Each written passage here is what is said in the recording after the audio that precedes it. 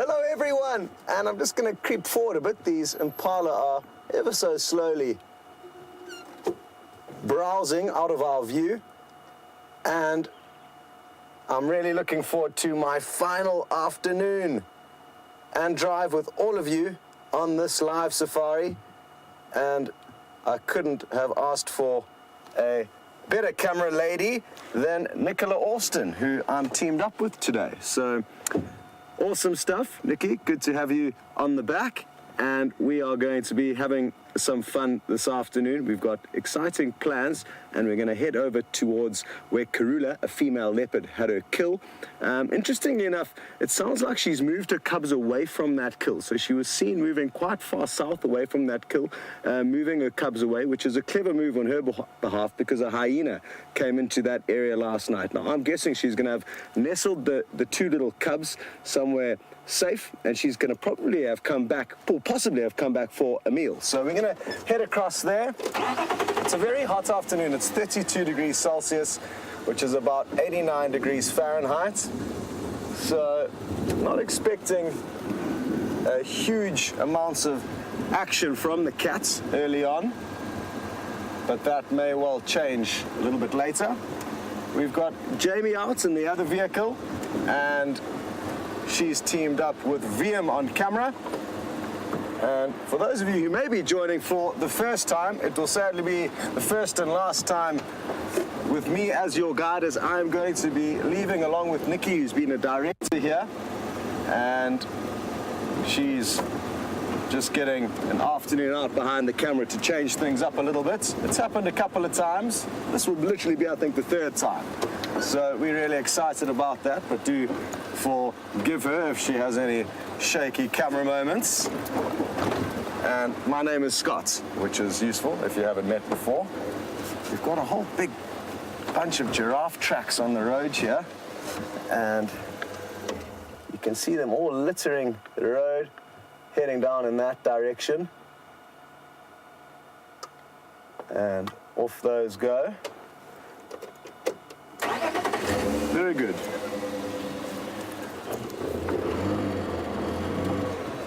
So we may bump into some giraffe, which would be great. Hello to Ginger, Barbara, and Joyce, who are all looking forward to their last drive with me. Thank you so much for those kind words, and I am told many, many others. So apologies if we haven't mentioned your name.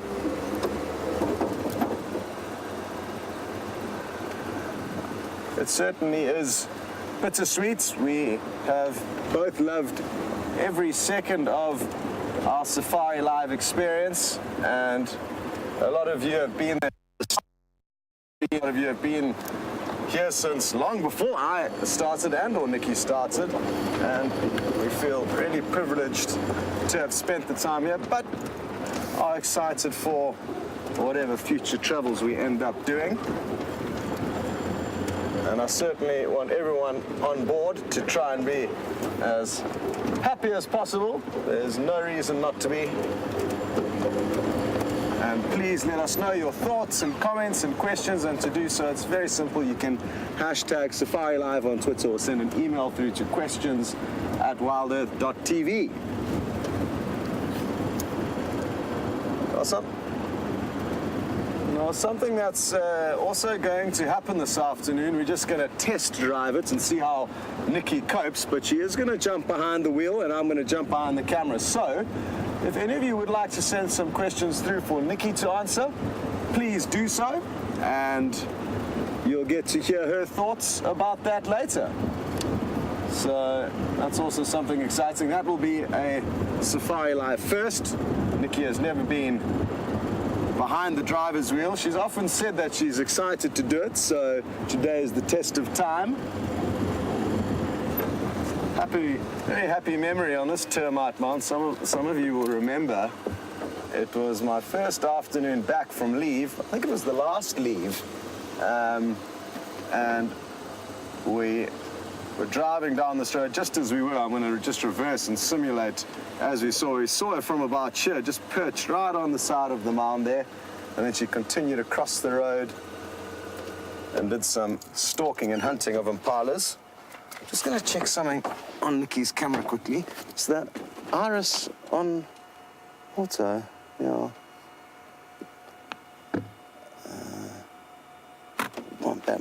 Bang that up a little bit. Yeah? With the bright glare, it's appeared like Nikki's shot was a little bit bright. There we go. The cameramen have been teaching me a few of their tricks as they go. Very good.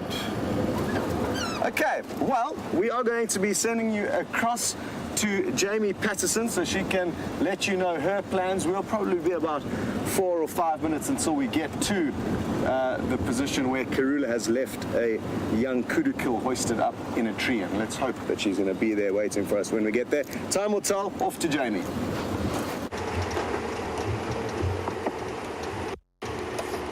And a very good afternoon to all of you. And on this very sad last day for all of us here at Wild Earth, for Scott and Nikki, it does hold exciting prospects for both of them, so we shall try not to weep too much on our drive. But definitely a very sad moment for all of us. And I hope that Karula does decide to come out so that Scott can bid her farewell for now. A temporary goodbye, I hope. In the meantime, this afternoon, I'm following up on reports of the Nkahuma Pride that apparently, according to Scott, when he was out on tracking team with Nikki, their tracks were around Red Dam on Arathusa. Now, they tried to follow up. They didn't have any luck. I'm going to try and see if on this blistering hot 32-degree, 89-degree Fahrenheit day, there might be any sign of lions sleeping in the shade. Because if I were a lion, that is exactly what I would be doing. Oh, Red Dam.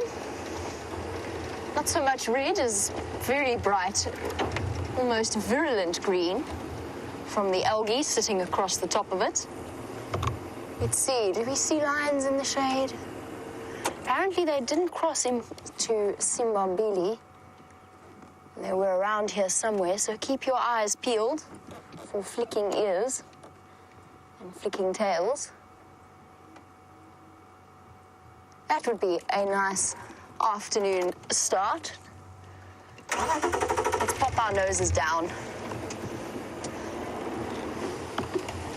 See if we can see at least some sign of their tracks, or maybe where they decided to walk off to after they had a drink. Down we go. This is the first time, actually, that I've driven Wendy I've been trying to work it out. I think the last time I drove Wendy was Big Cat Week, so it's nice to be back on board as well.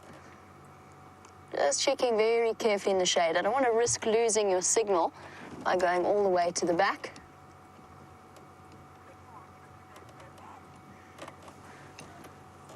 On days like today, tawny shapes of lions, hidden and lying down in the shade, can be tricky things to spot. But I think our next step, well done, Wendy. Our next step is to go and check the drainage lines, see if we can find them in the shade. So for new viewers, when I talk about the Nkahuma Pride, I'm talking about a pride of 5 lionesses, 2 adults and a sub-adult that I think has nearly earned classification as an adult. She's coming up to about, I would say, probably about 2.5, 3. So she'll be having her first litter of cubs in the next year or so and officially graduate into adulthood. Apparently, while I was away, you all got to finally see one of the Birmingham boys as well. They've been spending plenty of time around Cheetah Plains, but one of them decided to pop onto Djuma and come and visit. Just checking very carefully down in the shade in the drainage line. As I said, it is blisteringly hot. There's a little bit more groundwater than there was when I left, so they might have decided to move on further. But I'm hoping they've stuck around this area. Doesn't seem as though they have crossed into Simbambili. These drainage line systems are a perfect hiding place for cats to lie in the shade. Viv and I were just talking about the one afternoon that we shared around at Red Dam. which I still think has to be one of my most incredible sightings to date, which was when Karula and Tingana were mating here a couple of months ago. And the Salala Pride were actually feeding off a buffalo carcass that had fallen into the drainage line. And Tingana and Karula had originally been feeding on that, so the two mating leopards had originally been scavenging that carcass. And they decided to make their way back there after morning spent mating, and they weren't really paying attention. And there was a very, very close call between Tingana and Karula and the young Salala lion males. And they chased Karula up into the tree, the knobthorn around Red Dam. It's quite a fascinating sighting. It was very stressful for a brief moment. Luckily, the leopards, despite the number of distractions around, were on their toes and aware of what was going on around them. Come on, Nkuhumas. Lots of water here. The other thing about being away for a while is that you sort of lose track as to what's going on with the animals. Usually when we're out every day, twice a day, you're aware of, for example, when the Nkuhumas are looking hungry or when they're very full, if they're going to be hunting and taking the opportunity, or if they're just going to settle and spend their day lying up in the shade somewhere. At the moment, I don't know exactly how hungry the Nkuhumas are when last they ate. I'm also checking the area quite carefully for any predatory birds, so birds of prey, as well as vultures. And if we see any of them sitting in the trees, either with leaves or on the dead trees, and patiently watching the ground below them, then we'll know that that's where the Nkuhumas are hiding.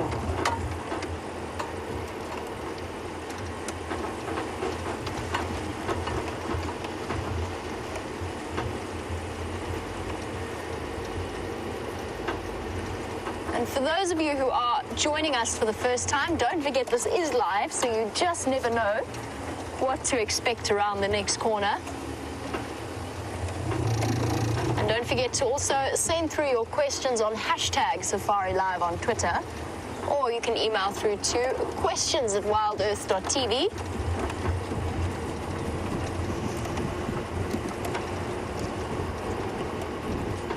Surprised by the amount of water here.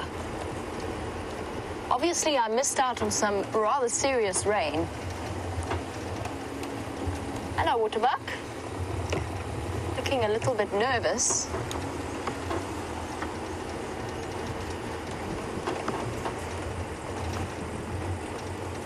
See if I can catch up with this Waterbuck. She trotted away fairly quickly. There she is. Hey, girl.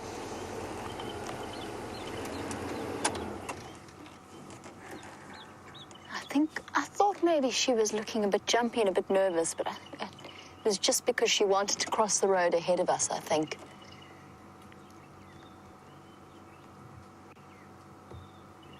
You saw that giant buffalo herd with James this morning. Buffalo herd is not a quiet thing. So I think if we don't have any luck around Red Dam, we might want to try and follow up on those buffalo and see whether the lions haven't decided to come and have a go and try and follow them for later this evening. In the meantime, while I continue my search for the Nkuhumas, let's cross back over to the gorgeous Scott Dyson and gorgeous Nikki Austin and find out what they're up to.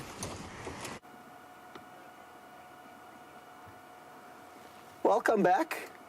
Now, somewhere in this beautiful big jackalberry tree, I'm told, is a kudu carcass. It initially looked like a impala kill, but James tells me that it was in fact a kudu. So at first glance, it doesn't look like anything's in there. Let's take a closer look. And we want to check kind of in the forks of the trees. That's where something will probably be wedged, maybe a little bit lower down. I don't know. It'll be quite hard. Oh, what's that there? There we go. There, you can ever so vaguely make out a hoof. And great work on your focusing there, Nix. That was your first real challenge of the afternoon. And there you can see the tiny little hoof of an unfortunate kudu. Now, I thought that we would come down here. We are down in the riverbed, and I thought I'd come down here because I thought maybe we'd find Karula sleeping in the cool, shady areas in front of us here. No sign of her, though. So what we're going to do is we're going to continue around, and she could be lying up on the bank somewhere. Yesterday afternoon, I know she was lying up on the bank. I think somewhere right up there where you're looking now.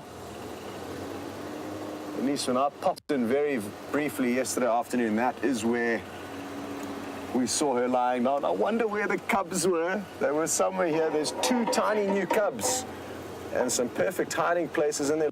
Little gaps in the roots there. So they survived another night, and every single night that they do survive from here on in, they're going to be a lot closer to making it to adulthood. They've definitely survived out of probably the hardest few weeks of being a leopard cub, and those are the first few weeks. They're about 5-6 weeks old now. So Karula has been doing a good job keeping, and we are guessing that that is exactly why she was seen crossing south out of Djuma this morning, taking them somewhere safe. And I'm fairly certain she is going to come back into the area to continue snacking on the kudu. I don't think they would have been feeding on it just yet. They're a bit too young for that. Usually from about 2.5 to 3 months of age, leopard will start feeding on meat, or at least that's what I've been told, and that's what I've seen in my history with them. But that is the beauty of being on safari, is that the animals often teach you new lessons. Squeeze tight, everyone.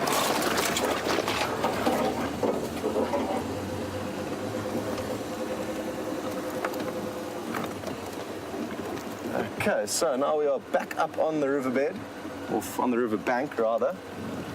Let's take a close look around here.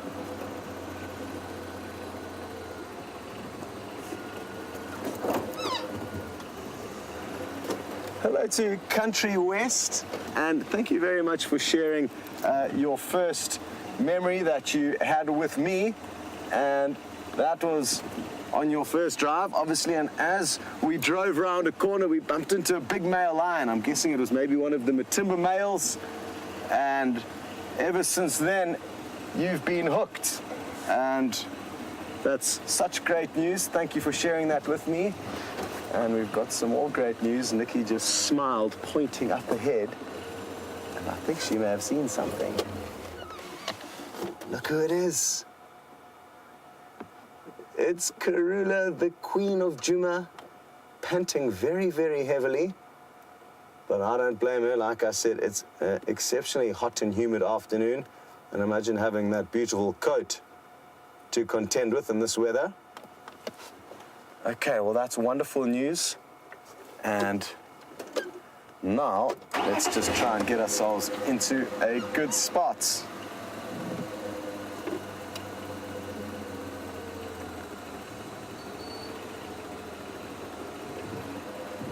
Now, I don't want to go too close to her. The fact that she's having to raise cubs at the moment is obviously tiring business, so she may be a little bit moody, that coupled with the heat. So we're just going to try and very slowly creep into a spot where we can get some. Nikki's just asked, is there no chance the cubs will be here? I mean, there is, but I think she was seen quite far away with them. Unless, of course, she was just taking them for a drink and she's brought them back, but I don't think that is the case. I'm quite surprised they were at the kill, because they are very young still to be at a kill.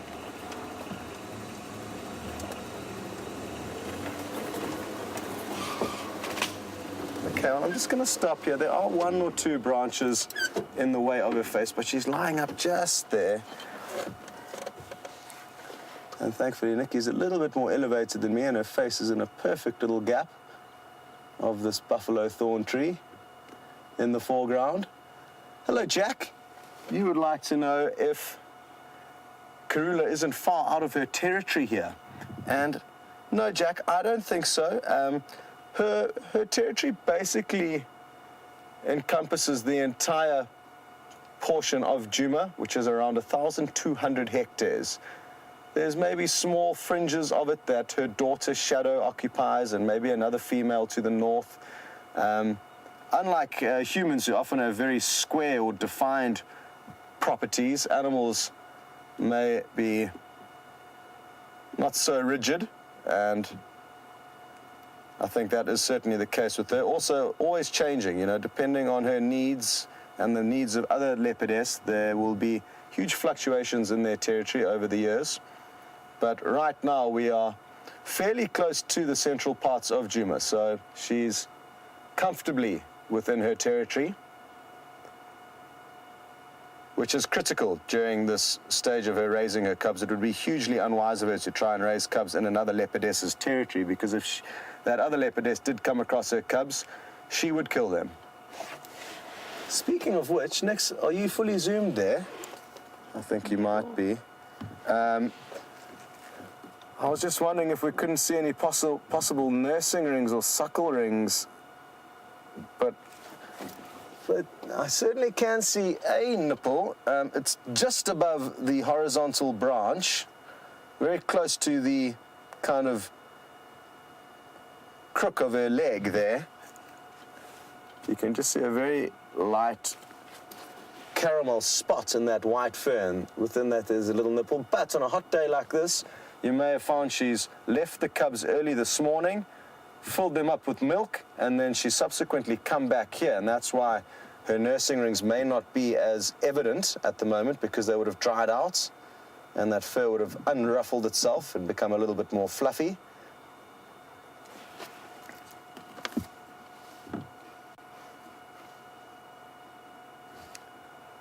Hello to Angie and Becky, and it's great to have you on board with us.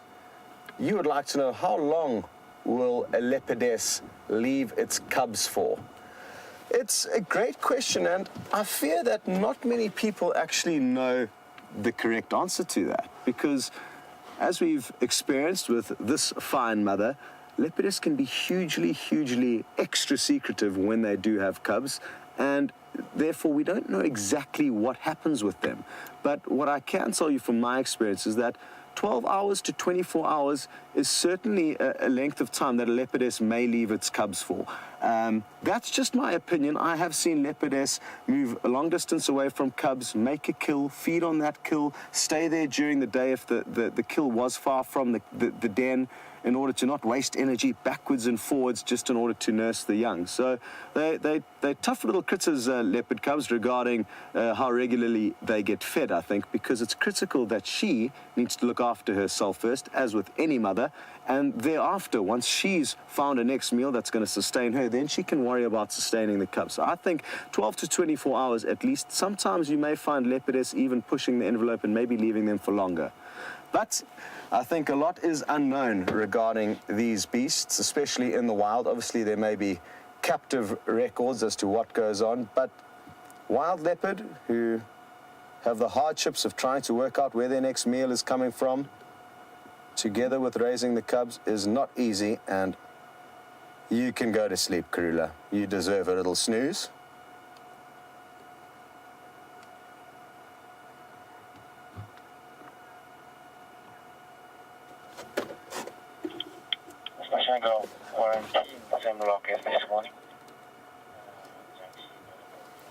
Well, good news is that Quarantine, a previous offspring of this female leopard, who had a brother called Kunyuma, he's just been found by Andrew.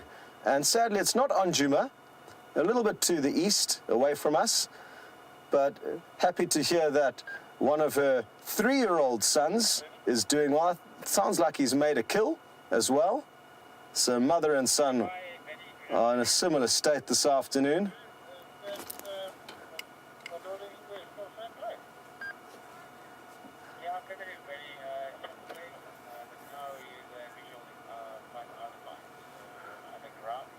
Hello to Gada, and good to know you are watching. Gada, you've mentioned that the cubs are about 6 weeks old now, and would like to know if this is this age where she will start moving with them from the den. And Gada, I think she's been moving with them permanently from the day they were born. Not permanently, but, you know, I think she's had multiple den sites over the last few weeks, I may be wrong, but in those times the cubs will need to move from place to place, and she might carry one while the one walks. Let's see what happens here. Next we've got some little crested francolins on the scene, and they are heading towards her, and I think she's going to hear them, and we may see a second kill. Oh, no, next, let's check out what she's doing. Sorry, I'm whipping Nikki all over the show here. Oh, no, she's just turned around, turning her back to the francolin, so that's not what we wanted. But she is looking up into that tree, and maybe she's thinking of going for another meal. It's going to be interesting, though, when these crested francolin do see her. The kill's just up in that large tree over there somewhere. I don't think we can see it from here. So, yes, Gerda, I think they would have been moving quite a bit up till this point. But like I say, it's just so hard to tell because we haven't seen her, so we don't know what she has been up to.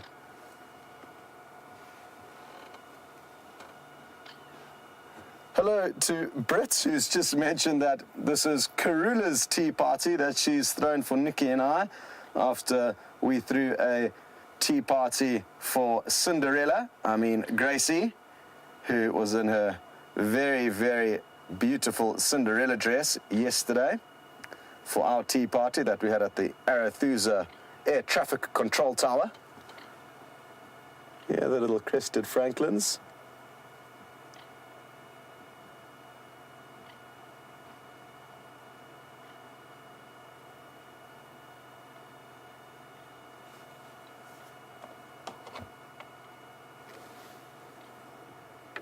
And they seem to be sneaking past Karula unnoticed. Interestingly, I think Karula may perform for us shortly, so I want to get into position. She keeps looking longingly up into that tree. So let's see if we can't get into position and wait for her. Failing that, I mean, at least we'll be able to show you what remains of the kill if she doesn't decide to move up now. And while we go there, I'm just going to update the guys on the radio that she is in fact in this area. Can I get an update?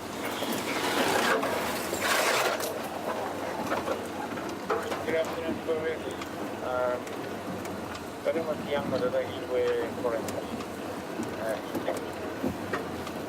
We're going to have to do quite a big loop around. No, we won't, actually. We can squeeze through here. So we should get a very good view of this kill that she's made.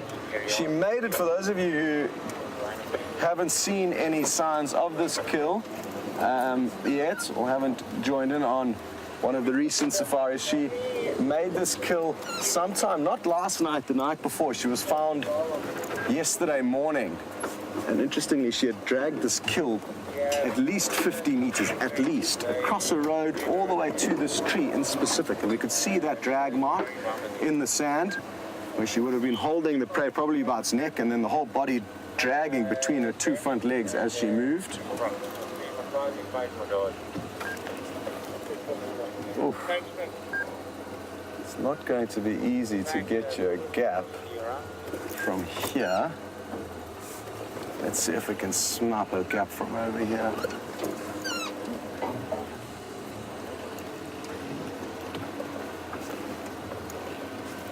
Whew, the kill's already very smelly. Hello, Betty and Virginia Nix. If you don't mind just turning the camera now so I can see if you're going to have a gap there. There we go. Oh. That was a stall into, I think, the perfect position. And there you can start to make out that lighter shade of coloration there. There's the kill. Not easy to see. There's not too much to see, although you can clearly see the fur there. There's a lot of meat left there, so that's good news for the Queen of Djuma. She's still got lots of food before she needs to worry about her next meal. Hello to Betty, who would like to know if there's any chance that the cubs will start trying to look for her. And I think it's highly unlikely that they would. I mean, those cubs that do, Betsy, sadly are going to be the ones not to make it. So generally the process of evolution and genes and genetics will mean that the cubs that do try and perform those stunts are the ones that not make it, like I say. So they're probably just going to be quite well behaved. I'm hoping if they do make a noise and tumble about and roll around from side to side and fight with one another, that is going to create a lot of attention to them and could get them into trouble. I'm going to try and get that radio update through now. Earlier on, there was a bit too much traffic on the airwaves. Stations Karula is on site at the Bamba off Twin Dams Road, south of Elephant Carcass.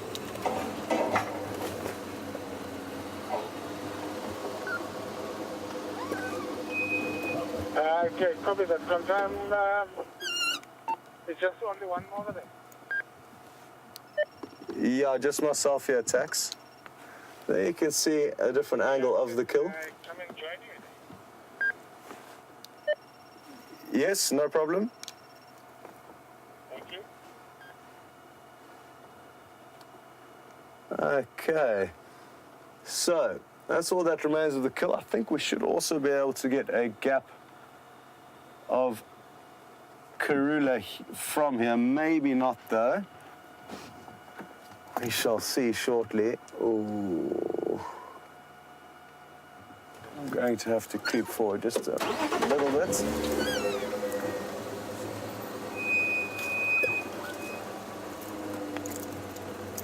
Not ideal, but that is the best we'll get for now.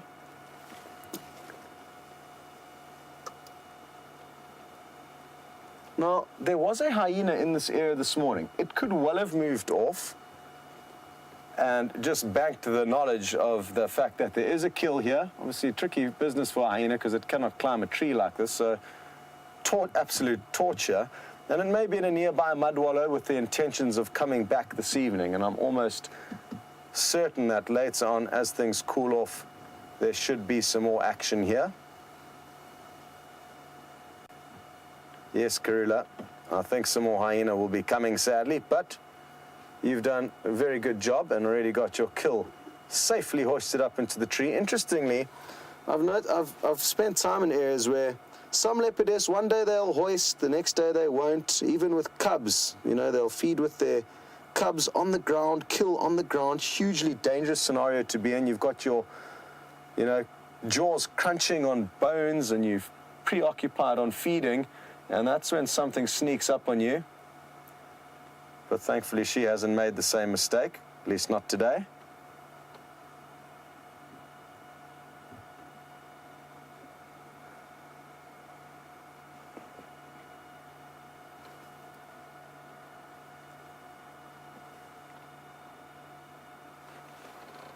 Hello to Lenny in Pennsylvania.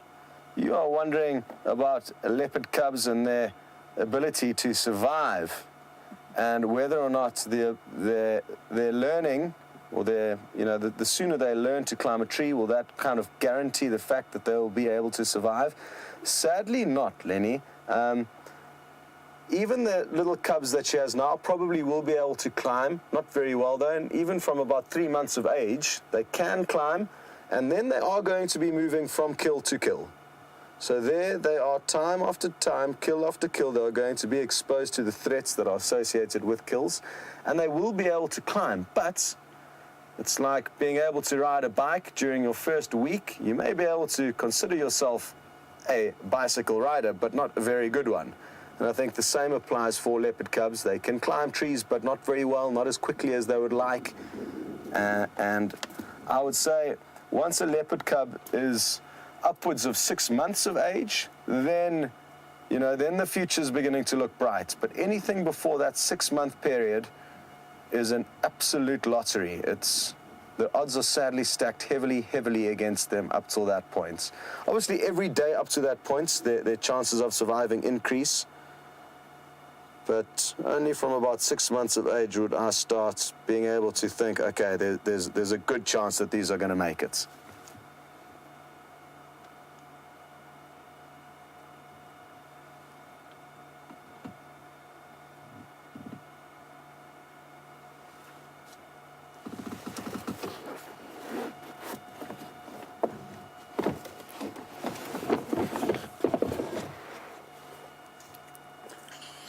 Hello to JD in Maryland. You're wondering about the coloration of these animals, and now that we can see her lying on her side, she sticks out quite easily. And you're wondering, why doesn't her whole coat simply have that more mottled caramel gold coloration with the black rosettes as opposed to the white? And I think it's just, you know, they haven't had, oh, nice big yawn there. I just don't think they've got the reason or need to be able to cover that part of their body or conceal it or change its color, because when they are stalking their prey, that is flat to the ground. So when they are ever looking for food, those parts that ordinarily stick out when they're rolling on their back or lying on their side, they will never really give them away. So even though I guess it wouldn't hurt to just be the same color all around, it's not essential that they are.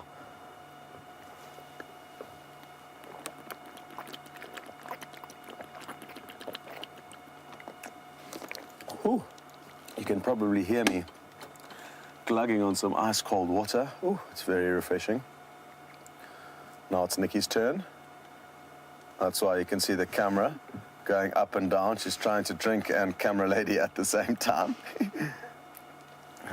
Hello to our beard, who would like to know, what is the biggest prey that a leopard would kill? Sure, I'm quite impressed with the kudu kill that she's made here, our beard. It's quite a big kill for a leopardess. Obviously, male leopards can make far bigger kills than female leopards. And this kudu, even though it's a youngster, it's not tiny. Difficult to tell from this angle, but it's not a newborn. Could be a couple of months old by now, judging by the angle that we're looking at it from. But yeah, I'd say something up to twice her size is definitely possible. Easily up to twice their body weight a leopard could take on. And not hugely different for the male leopards. I've seen male leopards with adult kudu kills, and an adult kudu will weigh upwards of 400 pounds, and a big male leopard will only weigh about 200 pounds on average. So they are said to be one of the strongest cats pound for pound, and I could agree with that. I mean, the mere fact that they can hoist kills of their own body weight, sometimes even slightly more, whilst carrying them in their mouth. I mean, imagine putting something heavy in your mouth, even if it was comfortable, a comfortable grip that you could chew onto, and then have this big weight hanging below your own body weight, and then even climb up a step ladder. I mean, think about that, and that's not going to require any skill. What did I just hear there? Did you hear that, Nix? I think it was her. I don't know if, as I turned around, she was completing a growl. Maybe she had a burp mid-growl. I think it was a burp. Yeah, it seemed like a burp mid-growl. She would have no reason to let off a growl, but I quickly turned around just to make sure we weren't getting on the wrong side of her. Just like humans, animals can sometimes be a little bit moody. But judging from her behavior now, it doesn't look like that's the case.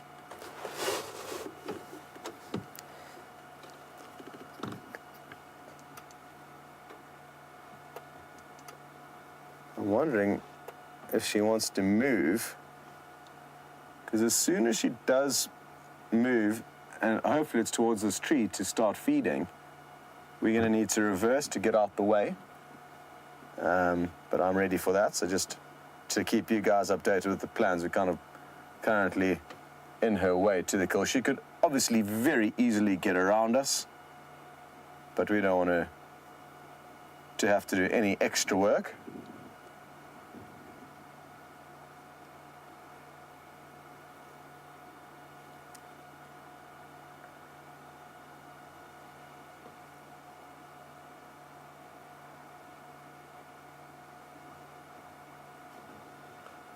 Cat in Tampa.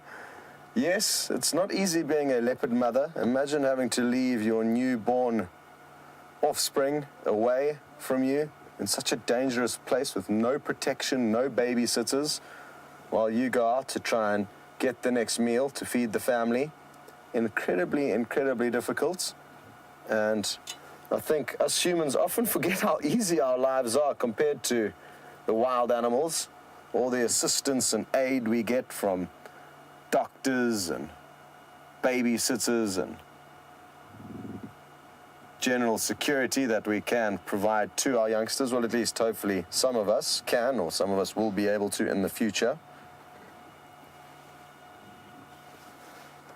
Let's move back a little bit now and see if we can't get ahead into a slightly better spot there. There we go.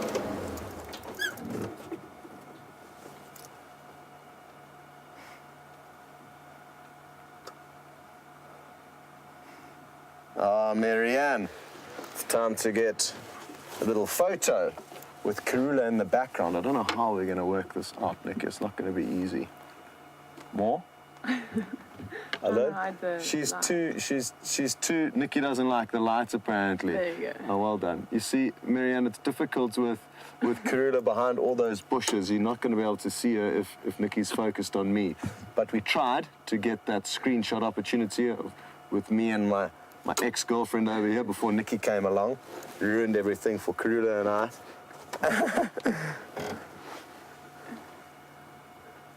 Shame, look at how heavily she's panting. Trying her best to keep cool.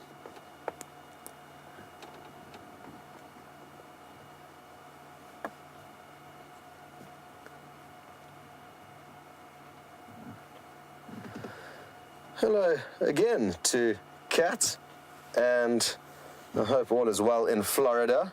I've spent a short portion of my life there in Fort Lauderdale, scrubbing decks of yachts. It was most fun when I was 18. You would like to know if I've ever seen a leopard kill? Yes, I've seen a few. The first kill I actually ever saw in the wild was a leopard. And the only kill that I've ever managed to share with you here on Safari Live is with this very leopard we're looking at now. She caught and killed a baby impala, who she had actually orphaned. She had caught its mother the night before, and the poor baby impala started calling desperately, hoping that its mother would return its calls, and that alerted Karula to the little lamb's presence. But I think it's the best thing that could have happened to that poor little lamb, because it was obviously going to be suffering immensely without its mother. On the opening title sequence. Ah, there we go. It's the kill that's captured on the opening title sequence, Kat. Thank you, Nikki. Are you going to get up, Karula? What's all this yawning about? I'm getting ready for her to move. Just a slight reposition, it looks like. Because she is no longer in our view now, I'm going to move back a bit. Texan's just arrived in the sighting as well with his guests. Wonder if this might not work next.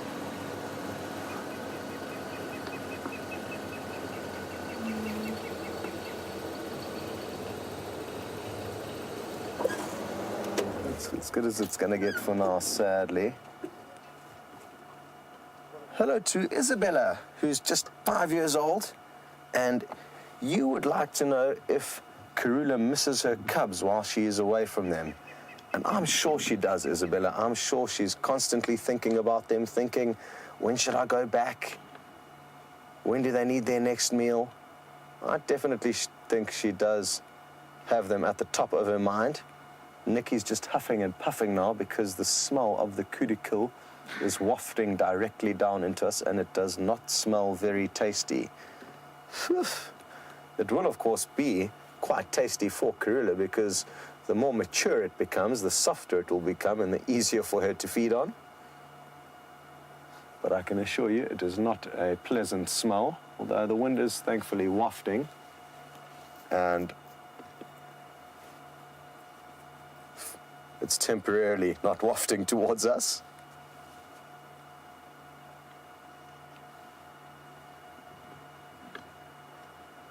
Well, it sounds like there's another vehicle arriving here, so what we're going to do is make our way out and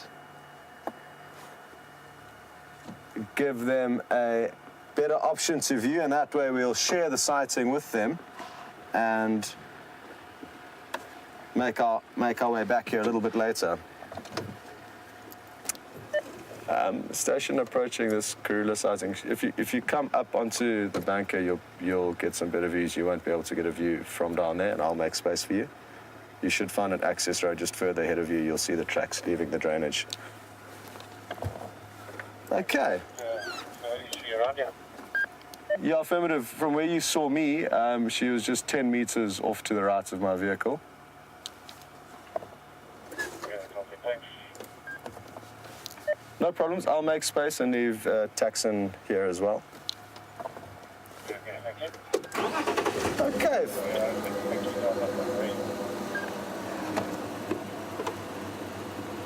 Okay, fine. Well, very good. Obviously, would love to spend the whole afternoon here, but we do need to share, and everything happens for a reason, so we'll go and find some other animals and come back to Karula, hopefully, when she's a little bit more active.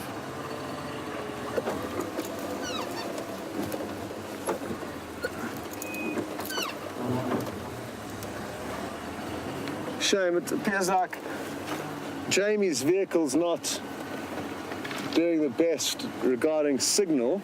It's recently been off at the health spa, and although the engine may be running perfectly now, some of the technical side that gets the broadcast out to you is not. So that's why you haven't seen her for a few moments, but she is in search of signal along with other things. Never did I think in my guiding career that I'd have to worry about searching for signal during a game drive, but that is certainly a price worth having to pay for being involved in this wonderful live safari experience with more people on Earth at safari together at any given time. There's no one else doing this.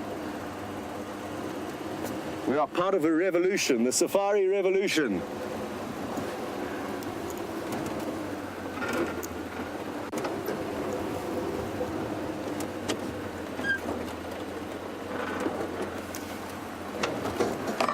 Hello to B. Wilson, and thank you so much to all of you who are sharing your memories that we have all shared together with one another. B. Wilson remembers my very first drive, and it was probably, you couldn't have asked for a better way to start off. I got called by Peter Pretorius, who had found a wildebeest that had just started giving birth, and he very kindly brought the vehicle back, got me into it, and said, "Go on, it's time to start your Safari Live career with the wildebeest that's about to give birth," which was very kind of him, and it was a very memorable way to start. It was the first kill that the first birth that I'd ever seen. Interestingly, though, what you wouldn't have known about, and what I've never told you, is that the plan was to head out at, call it 7:30. So Peter was going to do half the drive, and then I was going to do the second half. So I looked at my watch, and it was like 5 to 7. I still had 35 minutes to go, and I thought, okay, well, I need a visit to the lavatorium. And there I was in the lavatorium, doing lavatorium things, and I just heard somebody screaming, "Scott, Peter's here, it's time to go." There goes a vervet monkey clambering up this tree. Let's see if it stops in a spot where we can see it. Or is it going to hide out of view? Oh, it looks like there's some more coming. Nix is already on the ones that are on their way here. So, oh, watch this. It's going to jump up onto the tree there. And I think it's decided to clamber up. But, oh, there it goes. Well done, Nix. Nix is making this look a lot easier than it is. I think she is a natural camera lady. Considering this is only her third time behind the weapon, I think she is using it incredibly well. How beautiful is this ginormous jackalberry tree where the monkeys have disappeared into? Let me see if I can't get another gap of them somewhere here. Oh. It's going to be tricky. They're sneaky customers, these vervet monkeys. And Andreen, I'm glad you agree with me that Nikki is indeed a natural camera lady.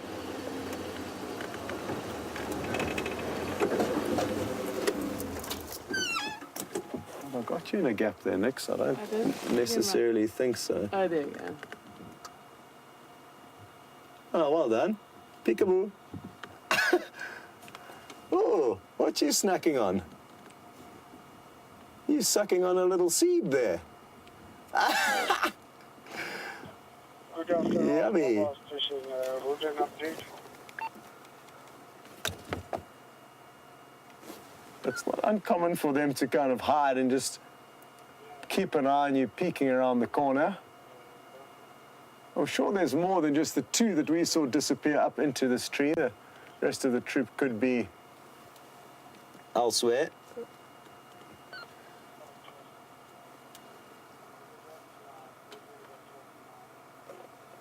Okay, very good. So now, to give you guys an idea of how far Karula did move the cubs, I mean a minimum, from the moment we've left that kill, we've been driving directly south, and we're probably going to have moved about a quarter of a mile by the time we get to our southern boundary. I'll say at least a quarter of a mile from the kill directly south, and that is where she was seen crossing. She probably walked down this riverbed that's flowing below us here, and who knows how far she took them into the next property. Have a look here, Nix. We got you. Your friends weren't as obliging as you. Nikki's keeping you guys in suspense there with a delayed focus. That's a new technique we're trying here. Sorry. Hello, you. Look at how awesome this is. You can... Oh!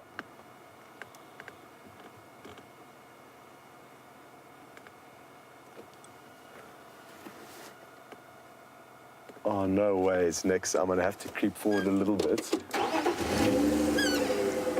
Take a look at the ones below. It's on the next branch down, Nix. Below. Look at that one sleeping like a leopard. It is chilling out.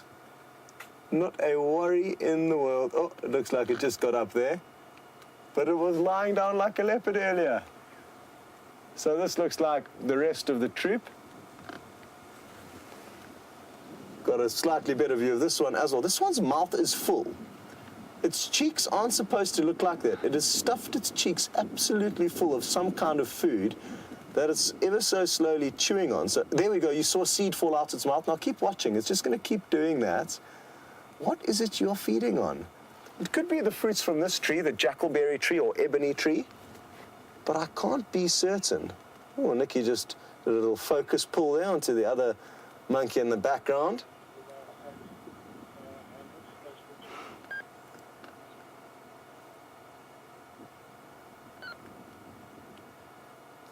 We sadly don't get to spend as much time as we would like to with our primate cousins, and it was really wonderful to see that one lounging about in the tree there, and also to see these others nibbling on whatever fruit they've jammed full into their jaws. Okay, well, we're going to probably push on now. I'm thinking of maybe slipping onto our eastern boundary and then shooting up to the Buffelshoek waterhole to see what's going on there before making our way back to Karula. And the good news is Jamie has found you some other animals that she would like to show you.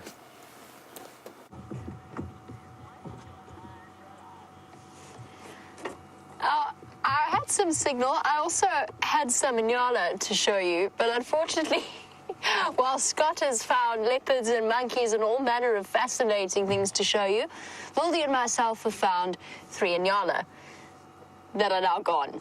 So we've done exceptionally well for this afternoon's work. Their fluffy tails disappearing into the bush. Let's see if we can try and get another view, but I don't think so, unfortunately. It's just one of those afternoons. I'm also making my way back towards Djuma. There, see, I promise there's an Inyala in there. There's an ear. There's one eye. Definitely our sighting of the day. What do you think, Wooly? Yeah, well. Award-winning. We can go back home now. We can go home now, Wooly says. So yes, there's 3 female Inyala hiding in there, and while I've been watching them, And I think I'm actually going to continue because I don't think our view is going to get any better than that. While we continue, I've just been thinking about, oh boy, here we go, Wendy. She does sound like she's struggling, but I think it's actually okay. I think Wendy's absolutely fine. But yes, while I was driving Arethusa and looking desperately around for some signal and some animals, I was thinking about my first memory of meeting Scott. Now, it was back in the day when I came across for the job interview. It was before Steph started at Wild Earth as the operations manager. So I think at that point, Scott was in charge of organizing my arrival. And he phoned me and gave me the most confusing, I think officially, and I've been directed to a lot of places, he gave me the most confusing directions I have ever been given in my entire life to come and find Gowrie Gate and to find Djuma. And I remember being completely and utterly terrified and intimidated by this whole prospect. And then I met him and Nikki very briefly just before my interview, and then they rushed off to go on leave. Now, my initial introduction to Scott was very brief. Let me just pull over. This is good news. I might be able to find out. I think the guys have found Shadow. I think I heard something like that on the Game Drive channel. I just want to see if I can find out where exactly she is. How's it? Hello? Hello? Hi. Hi, I'm Harry. I'm Jamie. Nice to meet you, Nice to Ari. meet you, Jamie. Do you know where they've got Shadow? Or how's it? Sorry. You no idea where they've... Okay. I'll see if I can find out for some of the guys. I can't hear on the Game Drive comms. Cool. Okay, no. All right. Cheers, guys. Cheers, guys. Bye-bye.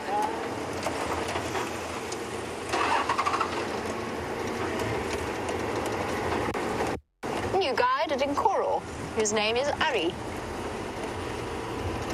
So I think that they found Shadow somewhere around. It sounded to me like they'd found her on Simbambili, but it was a little bit difficult to hear the update.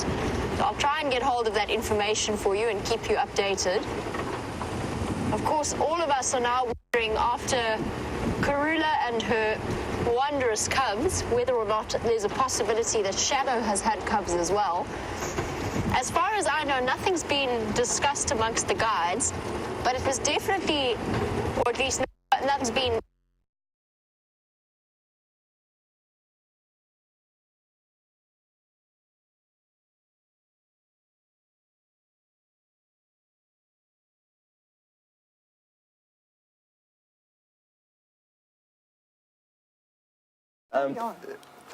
I'll tell James to show you. Please do, Mr. Kidd and Mrs. Kidd, and the rest of you have a wonderful safari. Hello, everyone. We're just having a chat with Taxon's guests, and it turns out I know one of the couple's sons. So what a bizarre place and what a small world it is. Okay, guys, good luck and wonderful to meet you. Enjoy the rest of your safari.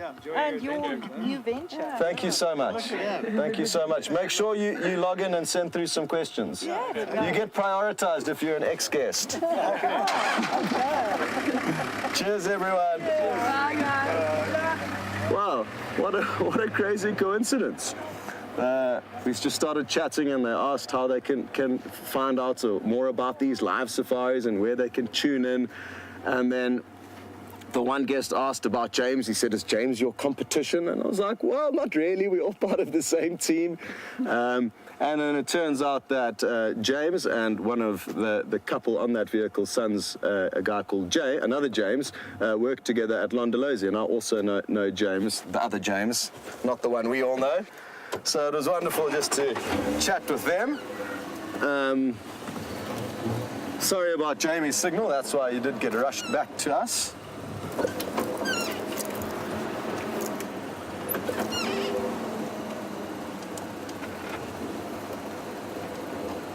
And Jamie's regaling you guys with her first memories of Djuma. And next, quickly. Have you got it?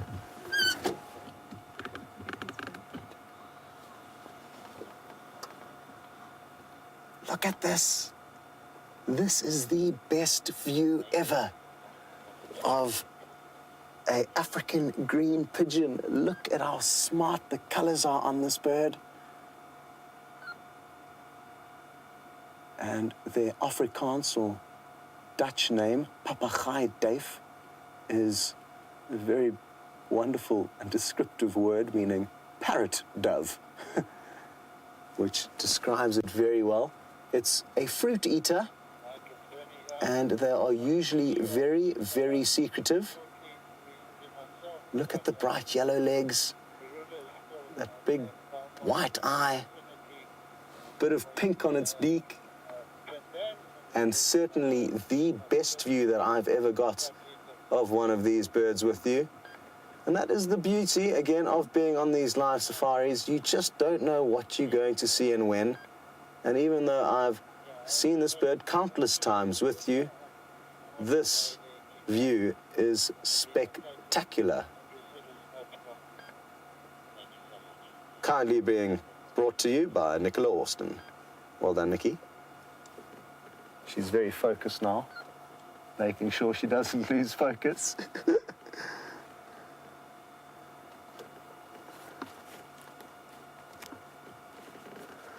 Oh, Janet in Baltimore,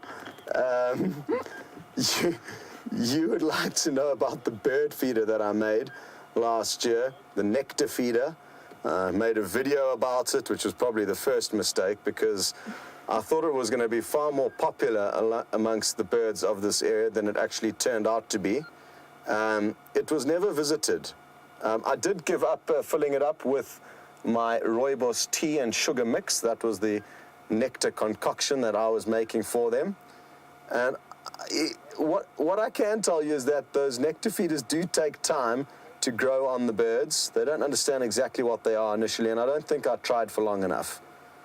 But I will be taking it maybe on my future endeavors with me, and hopefully I will get it operational somewhere, and I'll be able to show you guys some videos of it working at a later stage. All of my kind gestures towards the birds of Djuma have failed, my nectar feeder being the first, and my very high-end luxury cavity in a tree, which was designed as a nest site for the cavity nesting birds. The only creature that's been seen in it so far is a squirrel, and it wasn't even by me. I think James Henry saw that. So at least something spent at least a few minutes within that cavity, but in general it hasn't been hugely successful. Great. Well, I'm so happy we got the view of that beautifully colored papegaaiduif. They've got a wonderful, wonderful call, the African green pigeon. But I don't think it's going to make it with us so close by.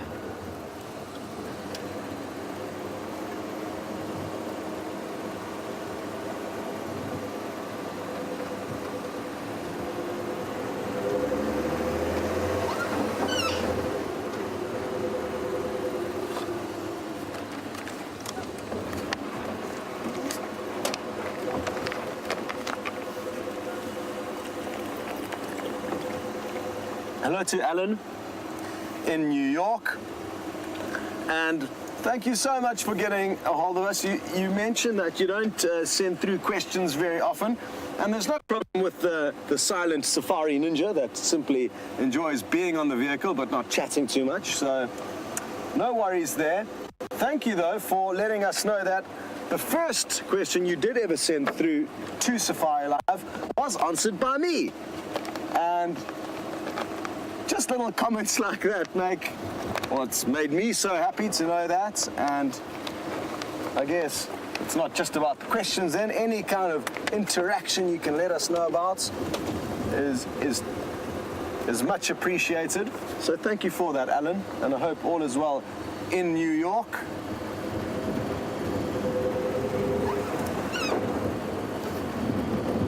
One thing I forgot to mention is that the last half an hour of the safari will be sat around a campfire. And really looking forward to that. We're going to be playing a few clips, some of which I have seen, others which I haven't. So I'm really excited to see those, obviously. And I would love you guys to all join in on that adventure. We have been bit lazy for various reasons. Maybe lazy is the wrong word because that's not entirely the case. But we've been a little bit maybe underprepared for the fireside chats, but we usually do them every Sunday night for the last half an hour of the safari. So for those of you who have only joined the Safari Live experience fairly recently, that may be something that changes going forward.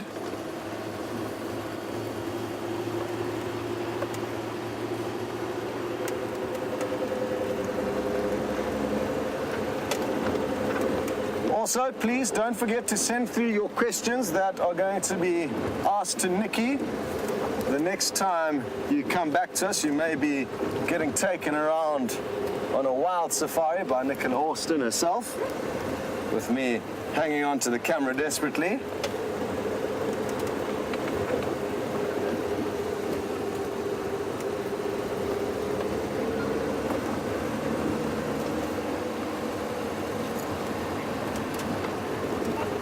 Coming down this road, right here.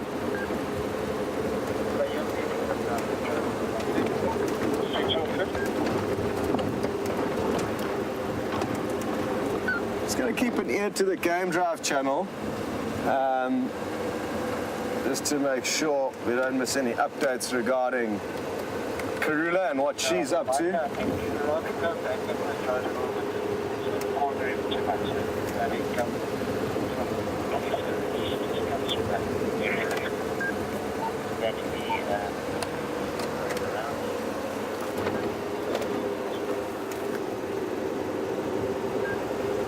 Okay, we shall be sending you back to Jamie Patterson for another update on her movements.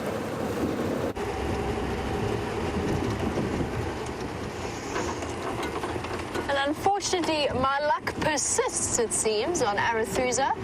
So far, I've seen probably about 3 impala and those 3 inyala. Every time I try and stop for a bird, it flies away. All the lizards are dashing away from me. I think it's time I go back and try my luck elsewhere. No signs so far of the Nkuhumas and no updates from any of the other guides as to their whereabouts, and no information yet on shadows. So as soon as I find out something about that, I promise I'll let you know. But that's interesting because there's buffalo walking quite far across in front of us. And it could well be the stragglers of one of the herds. Now, the reason I say that's interesting is this is exactly where the Nkuhumas or their tracks were last seen going into. They could well be following behind that buffalo herd, and I think it's a good idea for us to follow up and find out where they're going. And one very confused warthog following behind them as well, apparently. We'll catch up with them on the other side.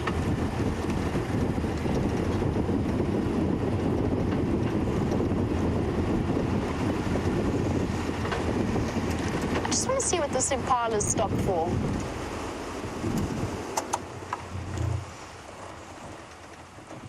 She's listening. She was listening intently off to her right, our left. Does seem very nervous and very separate from the rest of the herd. I know what she's seen.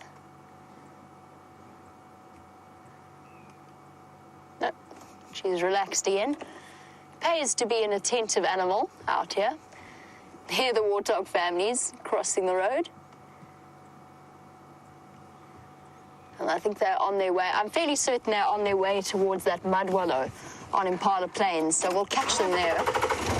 And while we do that, while we loop around them, Jack was wondering whether or not we get any boom slugs in this area. And Jack, we do, absolutely. I think we've had a couple of really, really enjoyable boom slug sightings. I know at least one of those was on a walk. I can't remember which presenter it was with. Might have been... Brent definitely had one, and I think James might have as well. Fascinating, beautiful snakes, one of my favorites.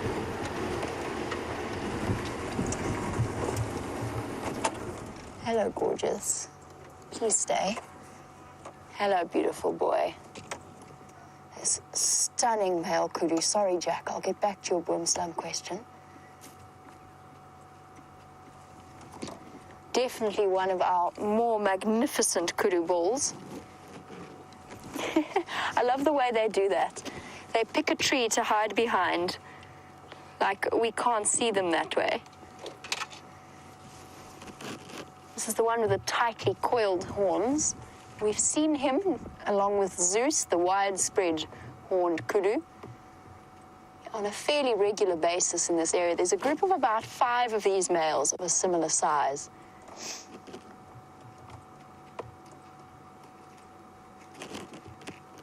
There's not much more that is as dignified as a kudu bull. Quite a stilted walk. I wonder if he's limping ever so slightly. It's one of those old stories about kudu. Whenever you stop to look at one kudu, you will see more. And there's one all the way at the back there. I don't know if you can see it fully. There we go. Let's go see which one that is. I'm sure it's this group of 5 kudu bulls.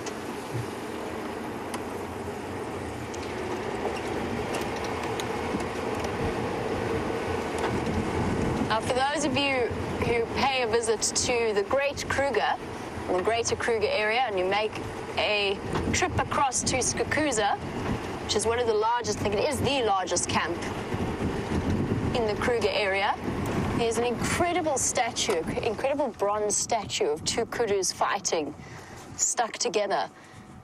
And it's actually not that uncommon for them when they do clash, for those twirled horns to catch each other. And they quite often trap themselves that way. It can even lead to the death of the males concerned, or having a good scratch. Imagine having built-in back scratches like that. Very useful. Looks as though he wants to come this way, so we'll just let him come to us.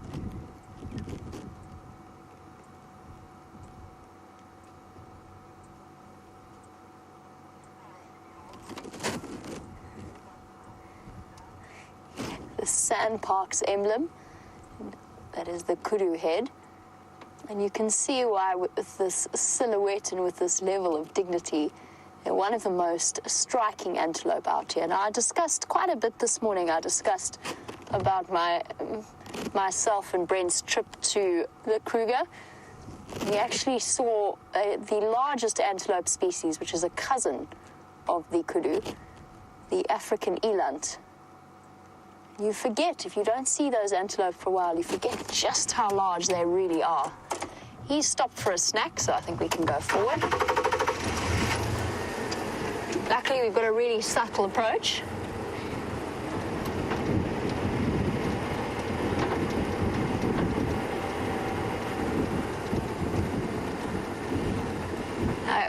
Try and get a really nice view of this particular male.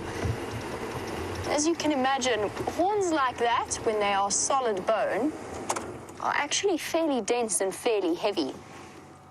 And with that comes a very solid, sturdy neck, and then the ridge of fluff along the top and then down underneath the beard and below the neck. And Gerda was wondering what you call the hairs on the bottom of the neck. Would you call it a mane? What would we call it? And Gerda, actually, I'm not sure. They do have something of a dewlap. The male kudu have a dewlap, so a slight flap of skin underneath their neck that makes them look bigger and more intimidating. You can start to sort of see it just where his neck meets his shoulders. But what you would term the hair, I suppose you could call it a mane, or I've always thought of it as a beard, but maybe that's not entirely anatomically correct. And that ridge along the top, combined with the hair at the bottom, is there to intimidate any rivals. It's not something you see on the females or the youngsters. It's only in male kudu to intimidate other males, make themselves look bigger and scarier. In very much the same way that Inyala have taken that to an extreme in their fluffy displays of the dance that they do. Here's our other kudu. Are you going to get a fright, boy? Shall I just wait for you for a second? Let's see.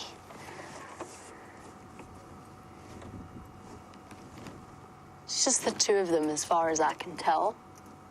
Now, kudu are interesting in that they don't have any kind of set herd structure. So although they are sociable animals and sociable antelope, they don't necessarily move around in set groups. They quite happily move from in little bachelor herds or little herds of females and their youngsters, and then will one day just move off on their own, or groups will split and come and go. So when I said that there were 5 males, we usually see 5 males together in this group as a whole, but it seems as though the other 3 have decided to move on.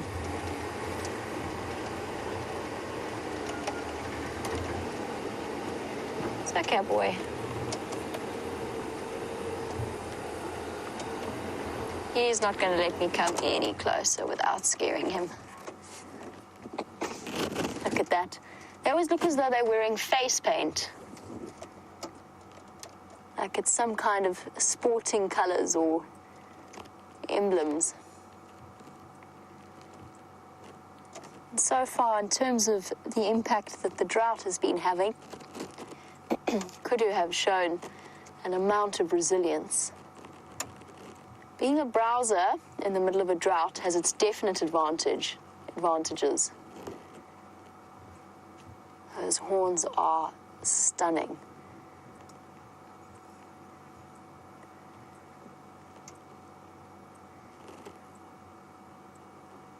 Definitely in my top list of the most attractive antelope species. One of the reasons he was so nervous as we came in is that he'd heard this group of impala wandering through. And it was just making him, he was aware of the noise, but he wasn't sure what it was. Now, we've always spoken about the fact that animals rely on their sense of smell and their sense of hearing over a sense of eyesight. I've completely changed my mind about that, because at this point I have seen what impala see and what they spot. It is next to impossible to be able to spot or to be able to sneak past impala without them spotting you. I was watching a cheetah in the Kruger Park try to approach and stalk an impala, and how on earth that impala saw her, and it was clearly sight. She was perfectly, the wind was perfectly in her favor. There was no way that they heard her or that they smelt her. You definitely don't want to mess with or challenge an antelope's eyesight, because I think that they leave us in the dust when it comes to spotting movement. Now, I mentioned earlier about the fact that we saw the kudu's larger cousin. Okay, boy. The eland, the largest antelope species in the world. And Valeria was wondering if the eland is the same size as the African elk. Oh, sorry, not as the African elk. There's no such thing as an African elk, as an elk. And the answer is yes, they're very much roughly in the same region. I'm not sure of the exact weight of an elk, but an eland can weigh anywhere up to about sort of 900 to 1,000 kilograms, possibly even heavier. The largest one was about over a ton, so about 1.2 thousand kilograms, which is roughly equates to close to 2,000 pounds, so very, very heavy antelope. I'm not sure exactly how large or how heavy an elk can get, but it is roughly in the same ballpark in terms of shoulder height, as far as I know. Obviously, I'm working purely off what I know about them, rather than having ever actually seen them. But an eland is a very large animal. Trying to get us a nice view. This should be quite a nice, at least nice light to view this kudu. Nibbling away.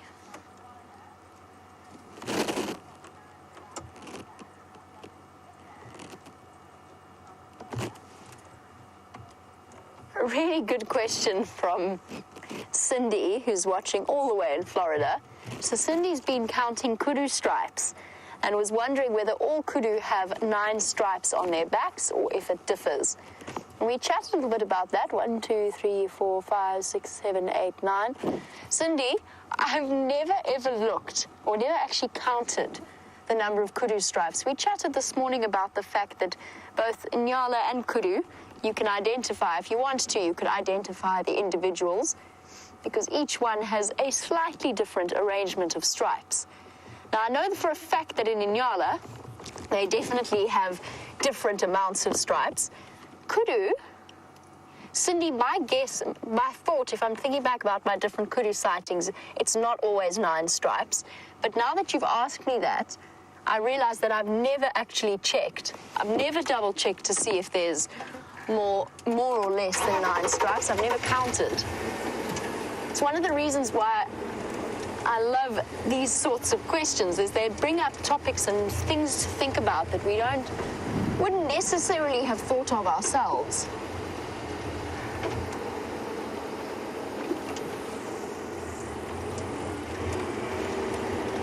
If we can catch up with these buffalo, since our kudu have moved into rather dense vegetation, let's see if they've decided to pop out.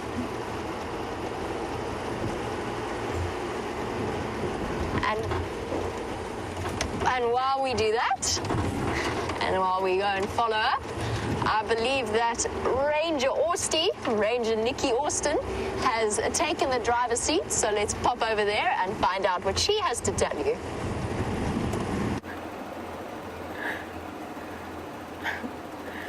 Hello everyone. For those who don't know me, my name is Nikki, and I'll do some more introductions soon, but look what we found. Some ellies. I can see 3 at the moment. How's the shun going in here? Scotty D? That's good.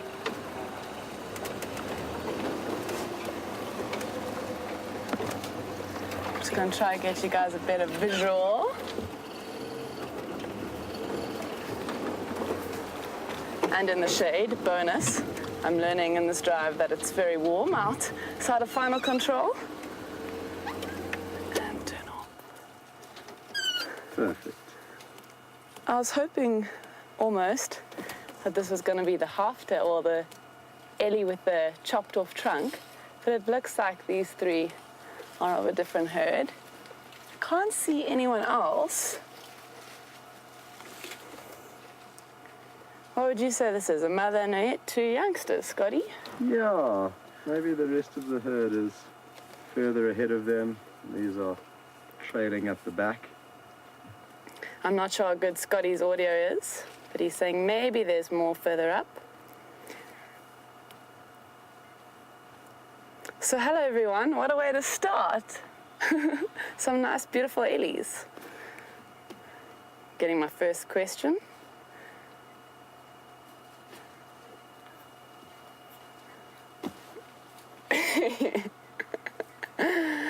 Hello, Miss Jen in Dallas. You've asked me which is more difficult, working in final control, behind the camera, or now presenting. I wouldn't say I've done presenting just yet. I'm getting there. I think I'm starting to shake slightly. I don't know why. It's my last day and I just want to have some fun with you guys and finally meet all of you. But stop smiling. Scott's got a massive smile on his face. Proud of you. Thanks, Scott. I'm going to start the car. Miss Jen, right now, presenting is definitely the most nerve-wracking. Camera, for me, is super fun. I really enjoy it. Actually, what's the one thing I'm quite sad about is that I didn't get to do a little bit more camera during the drives. But you know, things just worked out that way, which is fine. Oh gosh, cars, cool. Scott's already shouted at me for going too fast and him getting flung off the back, basically. So now I'm on my best behavior. I'm a little bit torn with what to do. Apparently Karula is up in the tree now. So I'm thinking we should make our way back there and check it out. And these ellies are going into thick bush, and I think windy bashing on my first drive, well, I'm not too keen for that. So yeah. Ranger Orsty. Thank Good you. Call. Thank you. But now I need to figure out where Karula actually is. But Jamie has some warthogs, so I will see you guys hopefully back with Karula in the kill in the tree. Enjoy!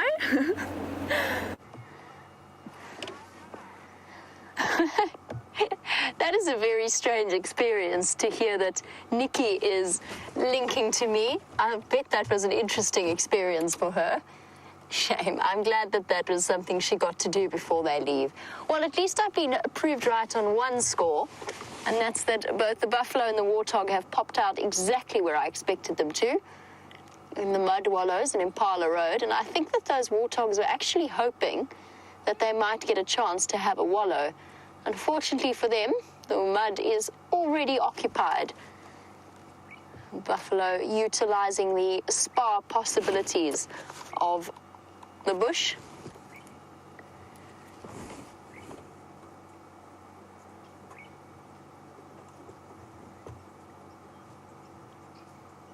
And there's the mom and the two piglets.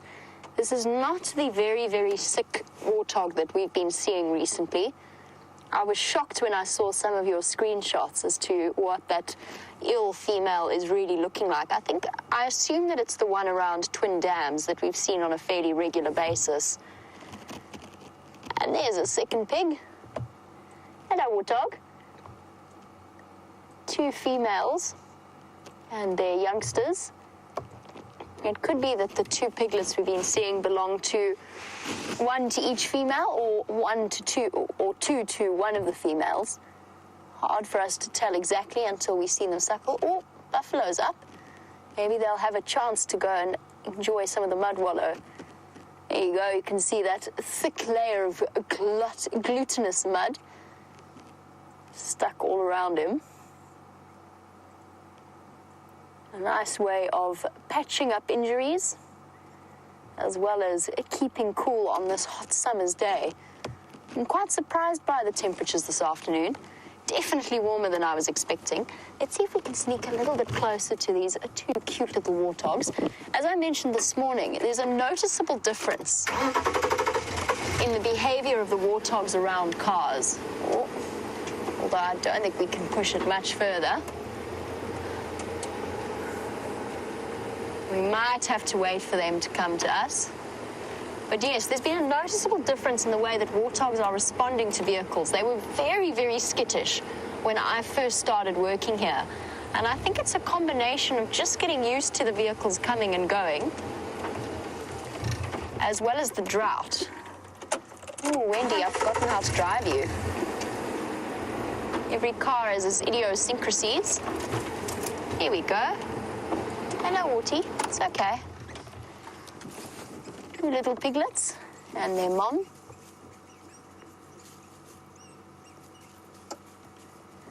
Munching away. You could just start to see the beginnings of tusks poking through. These warthog youngsters are a couple of months old now. So they're starting to grow real tusks.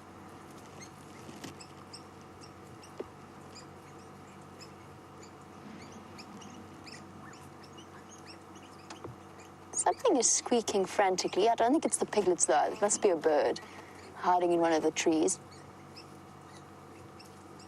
Looks like two little females. They'll live together in their family groups with their mother and quite often an unrelated female or an older female and her daughter. It seems as though Ranger Austin is on a serious form and has found an elephant, so let's pop over and have a look.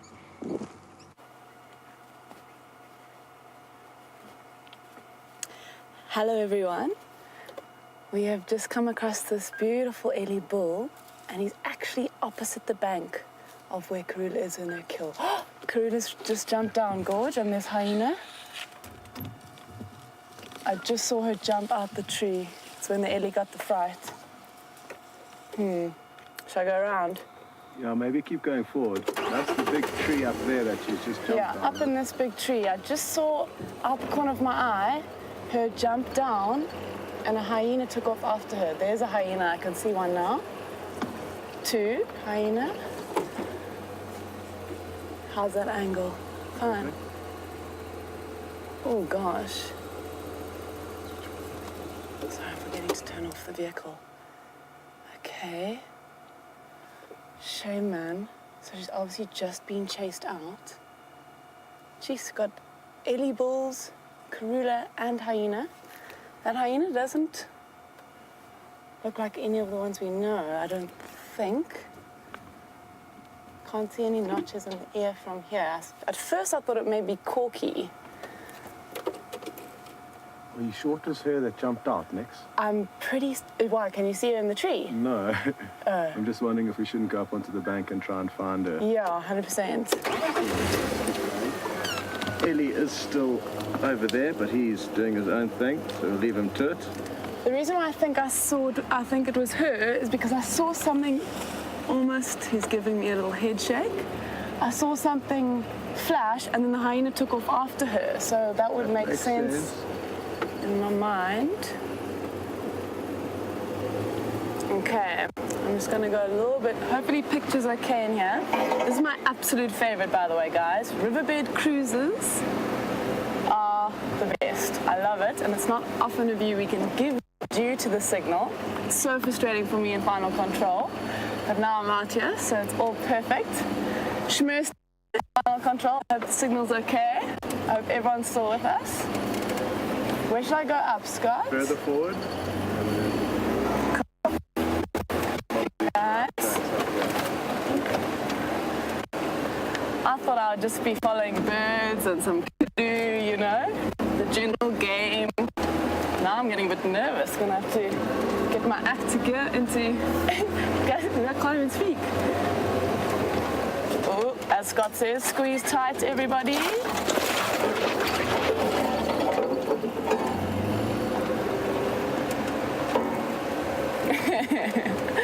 Safari Dean's just made a funny comment. How do I like these crazy FC girls in my ear?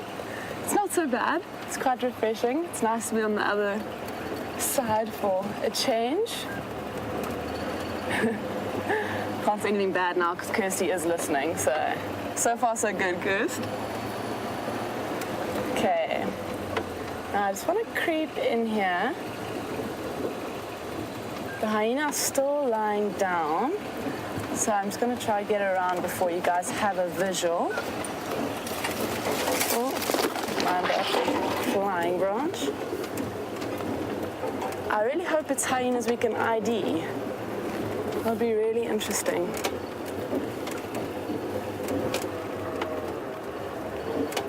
Oh, gosh. Sorry, guys.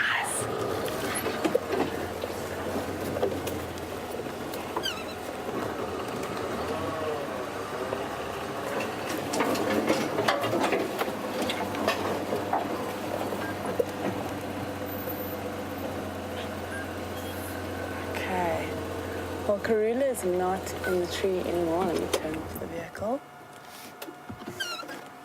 And this hyena, I can see the Ellie. She's looking at the Ellie down there still. This hyena,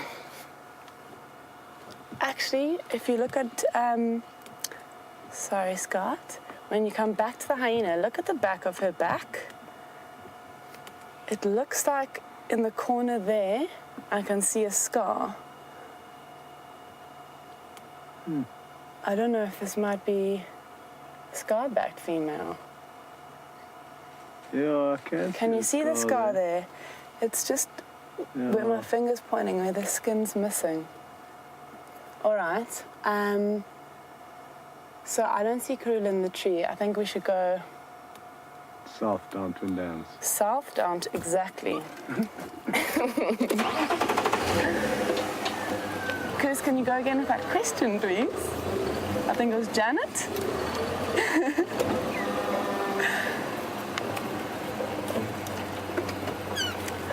Hello, Janet in Maryland. You are asking me, oh gosh, multitasking here. There we go. You're asking me what is my favorite animal to view in the bush. everything's different actually, you know. Like for me, I love leopard, I do. And I think I started here with quarantine and kunuma and karula and all these leopards. Sorry, my eye contact, I know it's important, but I'm just trying to keep a lookout for some spots. So I started off with all these leopards that I was trying to learn to ID in the control room. Obviously having the camera really helps. Do you think we should go this way? Hey? And even if I saw her run down here, no? Yeah, wherever you feeling lucky. Anyway. You can go back that way. I'd rather take your advice. So yeah, Janet, leopards would be my favorite, but I think when you're actually in the vehicle, Ellies for me are the most heart rate racing experience. That for me, I think on camera you guys don't actually realize how massive they are. And when you're in the vehicle and not in final control room or watching from your screen, it's very different, and they are huge.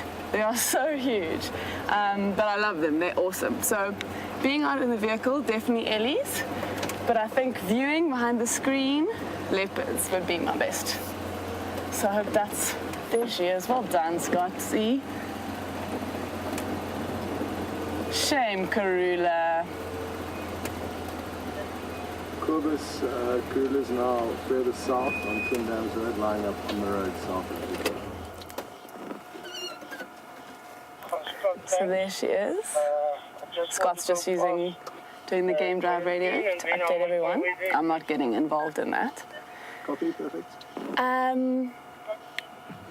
Valerie, I think it was, you were asking about my first Ellie experience. I don't think I can remember my first one, but 100% I've had a few scary moments when a big bull comes up to the car. I'll never forget one with Scott on Twin Dams Road. Came super close, not as close as the one from the other day though. And then a wonderful experience that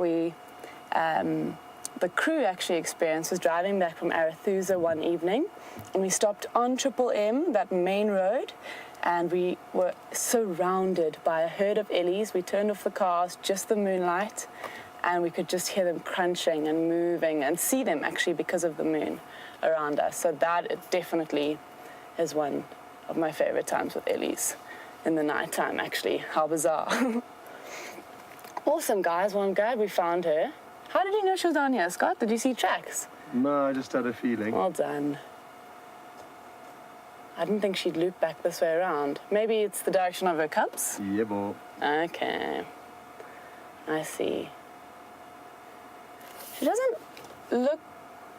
How's her belly looking to you? I think I've seen leopards fatter than she is, hey? Yeah.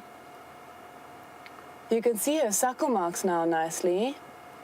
You can see the orange around them, her teats. Is that the right word? Teats? Nipples? Yeah, I think synonymous.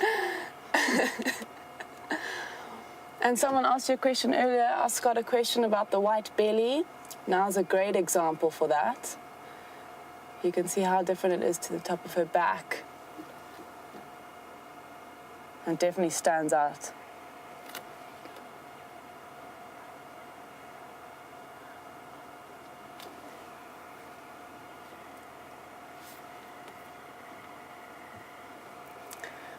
Hello Chantal on YouTube.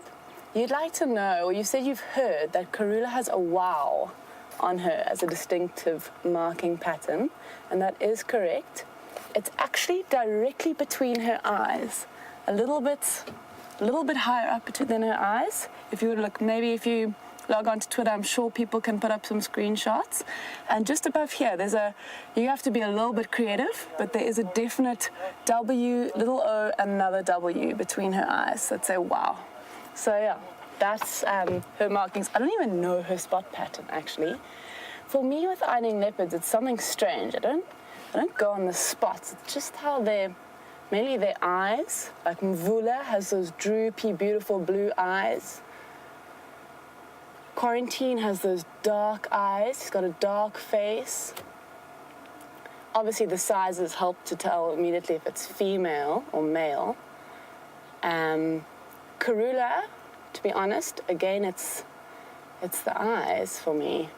I can't even tell. Maybe you can see a side of the W's from this angle, but we'd probably have to be a bit closer.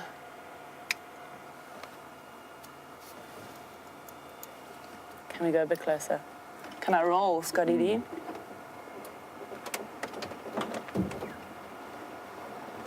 Yay, guys. James Richard, I know you were saying yesterday.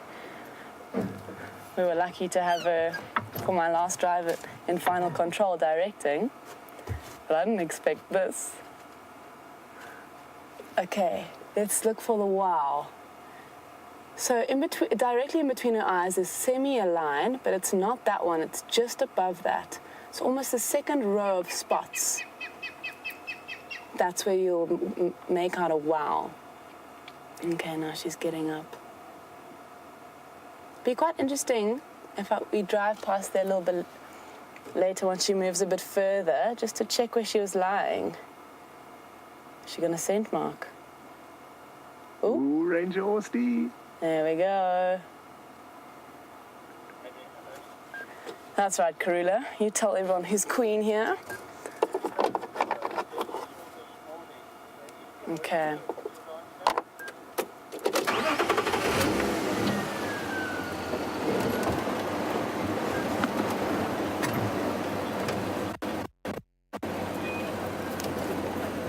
Keep going on the road. I just want to see if you could look there. Can you see where she can be lying? All prints and everything. Okay.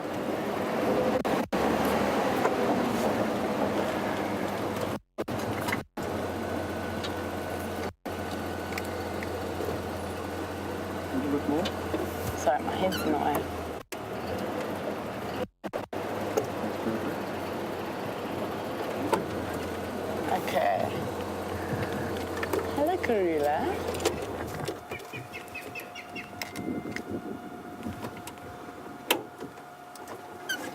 This is such a beautiful view.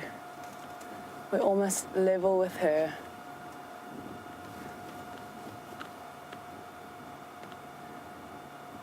White tip under the tail. The rosettes, not spots.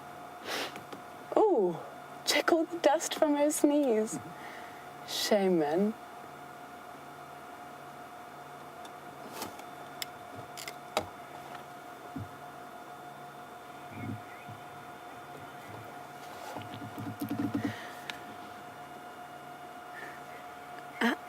Hello, Andreen, on Twitter, I assume, I think.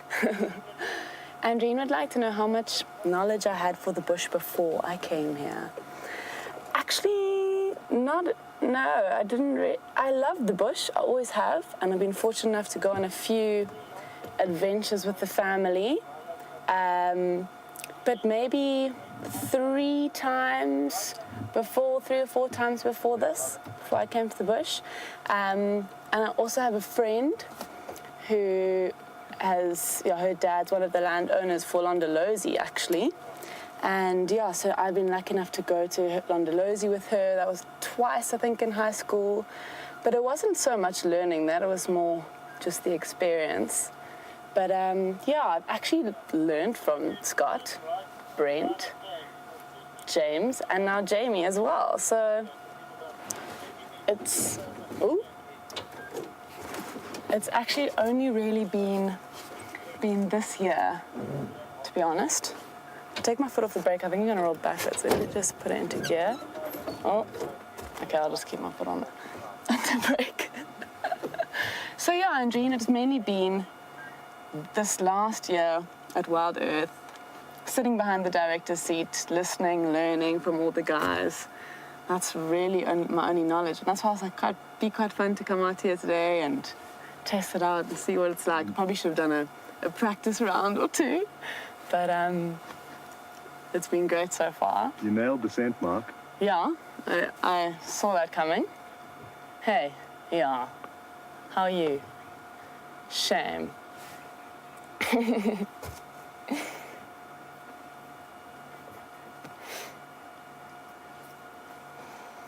Hello, Raisa. you say that I should have done this much sooner, and it's fun to see me. Well, I wish I could see all of you guys. I see all your tweets and emails and comments, and I basically guess we follow your conversations half the time. And I feel like I know half of you as well. But thank you for the compliments, and I'm so glad that I'm eventually doing this, even if it is, I guess, on the last day.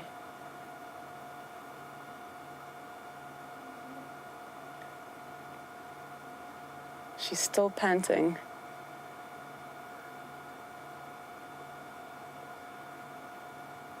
How long will those hyenas wait under there for now? Oh, where's she going? I think for quite a while. Is it? Another scent mark? They are professionals at waiting for leopards to finish their business. That was awesome, right towards us.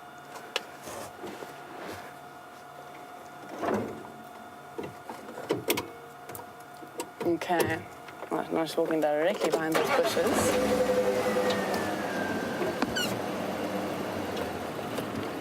Let's just follow her slowly, guys. Oh, and I'm lying down. Get in a bit angle. That okay for you? One thing I must say, I cannot believe she has 2 cubs and we are now leaving. Oh my Lord.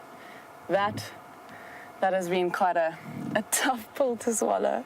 I would love, as Scott, as you all know, goes on and on about leopard cubs, how much he'd love to see them and watch them grow up. And now she has 2, so I'm really hoping these little guys will... Ooh. Took her by surprise. Yeah. Oh. Jamie, whilst Karula takes her toilet break, Jamie has some dancing nyalas for you all, so go hop onto a vehicle and we'll see you soon. From what I can hear, Nikki's doing a fantastic job. Luckily, after our conversation about the kudu, we've got some Inyala bulls putting on the exact display I was hoping that they would. The one that we're looking at the moment, not quite fully into this whole dancing idea, but definitely fluffed himself up in response to the arrival of the male on the right. He's also looking a little bit fluffed up as well in response. 2 fairly equal-sized bulls. Well, they don't seem to be too keen on really challenging each other. The most interesting part of this dynamic is that there's actually a 3rd male. He's quite hidden away, but he didn't go for any kind of displays or puffing himself up. He just straight up charged the other bull. Interesting little dynamic at play here between these 3 Inyala males. Oh, we were off to such a promising start, but it seems as though everybody's relaxed a little bit. And the bulls have decided to move off with relatively little fuss. Let's see if this happens again as the Inyala bull approaches the first one. He's looking at him with a certain reticence. And boys, are you going to continue your dance, or are you done for the day? Maybe it's just a little bit too hot. Not really worth the fight. There's no females in the area. Is he going to do anything? Nope. I'm just going to have some late lunch instead.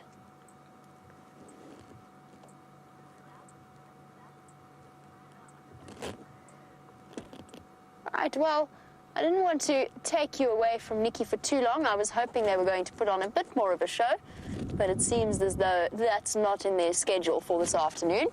So while we head out in search of other things, I'm going to send you back over to Ranger Austin and her Karula sighting.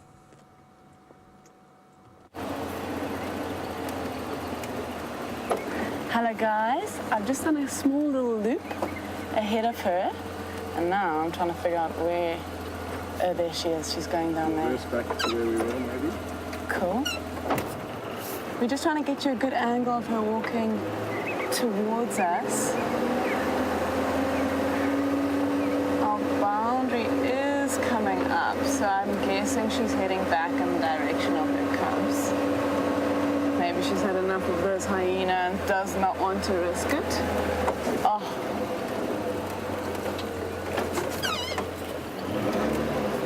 Okay.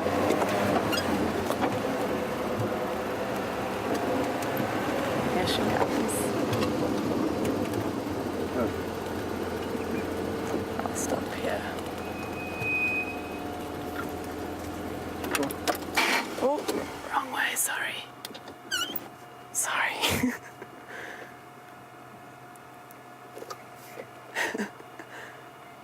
Oh, she's got a little bit of slobber there.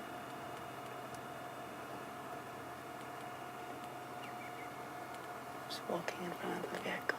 I never thought I'd be doing this, guys. How awesome. So cool. Oh.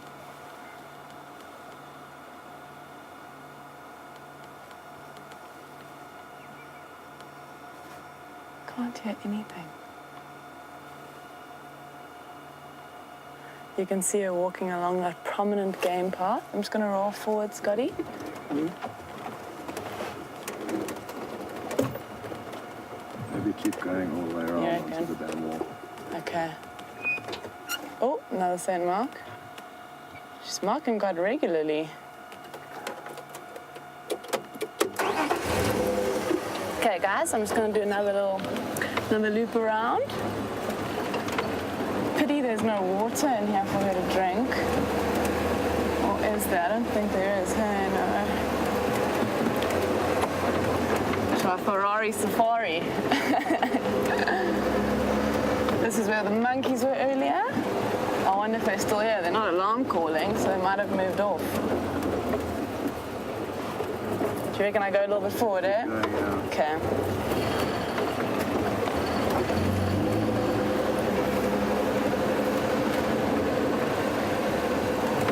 Little gap after this next. For sure that you can go and park down by the... Over here on the right? Yeah, straight in this kind of bit. Let's see.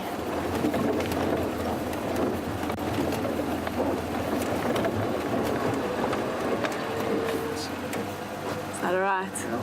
Cool.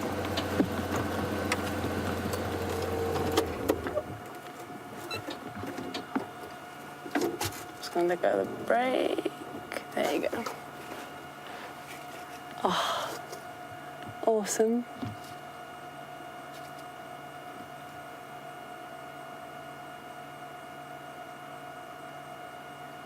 She's looking back in the direction of where her kill is. It's quite far away now. She's covered some distance, I guess. Maybe she can hear things we can't. She's heading on exactly the same route where she was seen crossing south out of Juma this morning. Really? And she obviously has dropped off her cubs, and that's where she's obviously planning on heading back to. Imagine we saw her crossing here with 2 little fur balls. That would be incredible. But I'm glad they're safe and away from that area.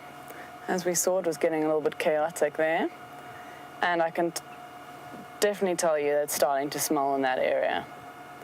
It's quite something getting a whiff of that kudu earlier.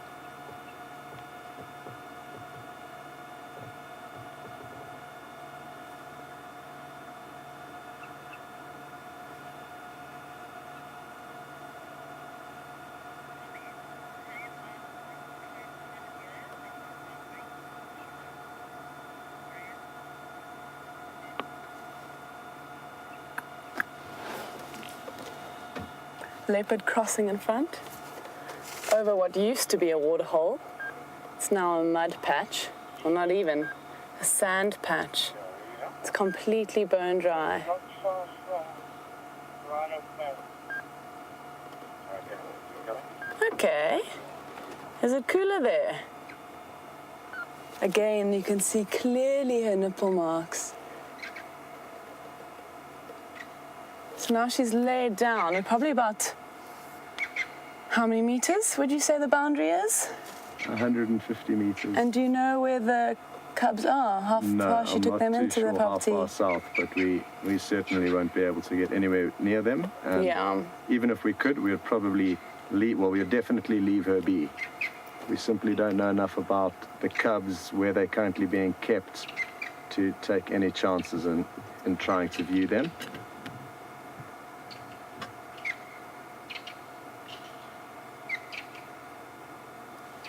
Oh, those are the monkeys. I think it is the monkeys, some youngsters that have seen her. There we we go. go. I don't know if you guys can hear, but those monkeys have only seen her now.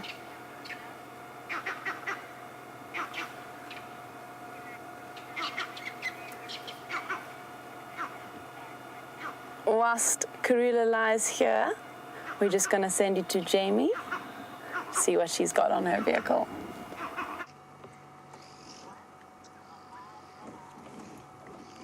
Again, don't want to take you away from Nikki's Karula sighting, but I did just want to show you this journey of giraffe slowly wandering away in the African sunset light. Beautiful sight. There's one straggling individual. Let's just try and get a quick view of him before they all disappear. And then I'm going to race off to set up for a fireside chat. Scott and Nikki's farewell fireside chat. Oh, he's gonna go drink. Let's see if we can get around quickly. I think that giraffe's gonna go and have a quick drink.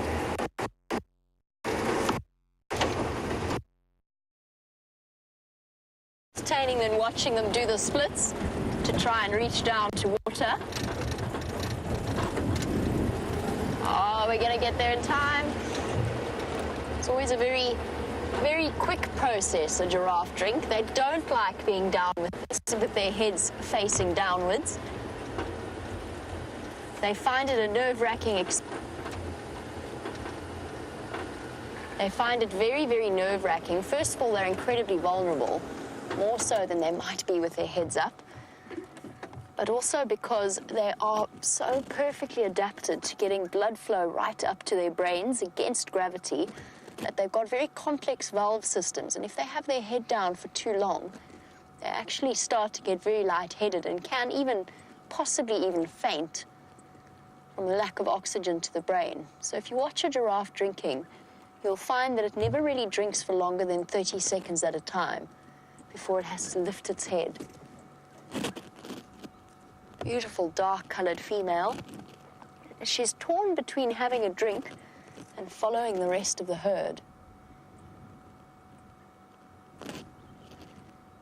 Here we go.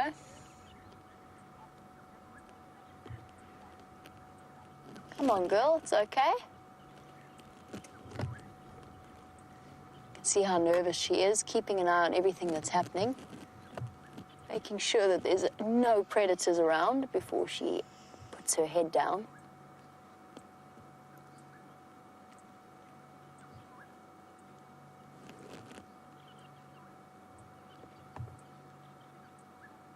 Come on, girl.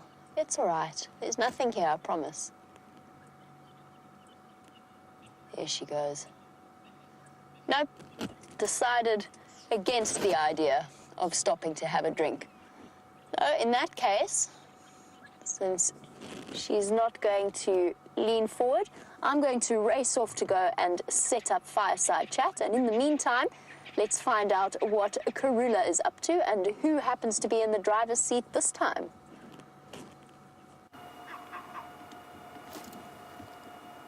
So, welcome back everyone, and we've switched back to our initial roles. Nikki's now behind the camera and I am behind the steering wheel. We are going to have one last view of Karula coming straight past us, and she is about to cross south out of Djuma over an invisible boundary where animals are free to roam and whereas humans are not, for very good reason, but we're not going to go into that now. Let's just enjoy these last views as she heads back to her cubs. Now, I'm guessing that she would have left them for roughly about, call it 12 hours. She was seen very early this morning, crossing south over this boundary. We don't know how far south of the boundary she deposited those young little cubs. Yeah, incoming. But she is heading back to them, and she'll probably return back to her kill later on this evening. There she goes. Goodbye, Karula, and I don't think I'm going to see you again for quite some time, so sad moments as she disappears. We will be able to get you a few more views, though. I'm just going to swivel one last time. We should be able to get her drifting down this road. Look, he's going to... There we go.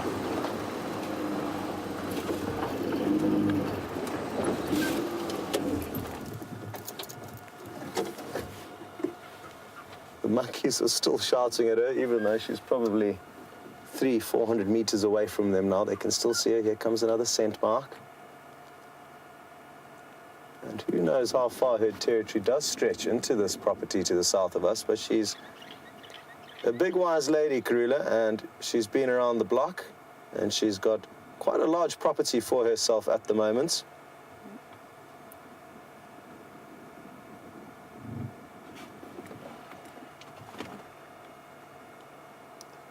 What an action-packed afternoon. As soon as Nikki got behind the wheel, things started to really heat up. A herd of Ellies, then an Ellie bull, then Karula came flying out the tree past the hyena. Sadly, we didn't see that, but Nikki got a glimpse of it, and since then it's been non-stop action. I think she's hoping for a little bit of water in a little puddle there. I'm not sure if she's going to get lucky. No, shame, Karula. No more water in that little mud wallow.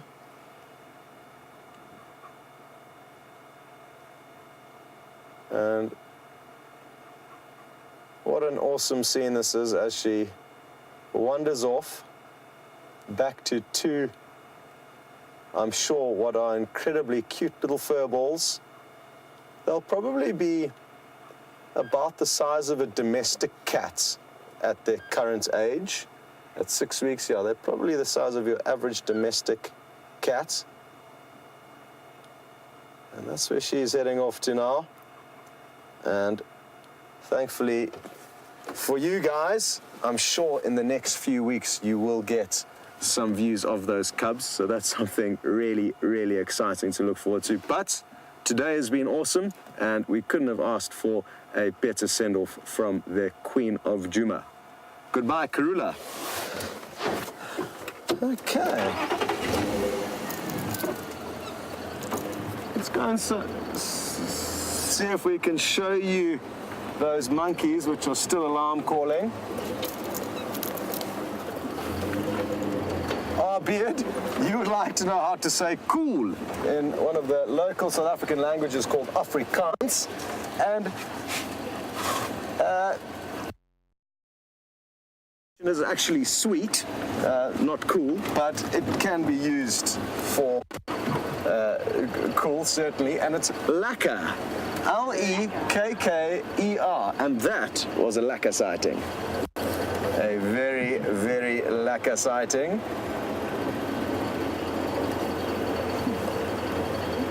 Oh, Brady. Look, he spotted a little... They fly away. It's to the right a little bit. Oh. A little red-backed shrike, and it's got something wrong with its head. What is going on with your feather dew? I'm not sure what that could be, but that is not how a red-backed shrike... It's the first... It's an Indian redback shrike. Yeah, it's got a little bit of a mohawk going there. Interesting.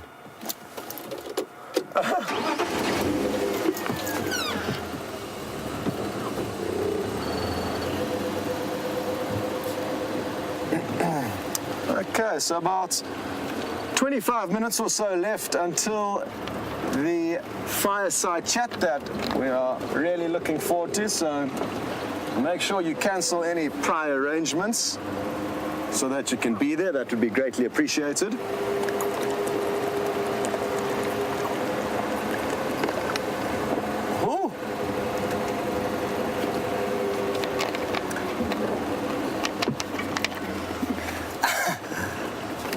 Hello, Gracie. And I really loved your outfit that you wore to our tea party yesterday, so thank you for getting so dressed up. James made sure he showed me that, so thank you. Oh, here's a monkey here.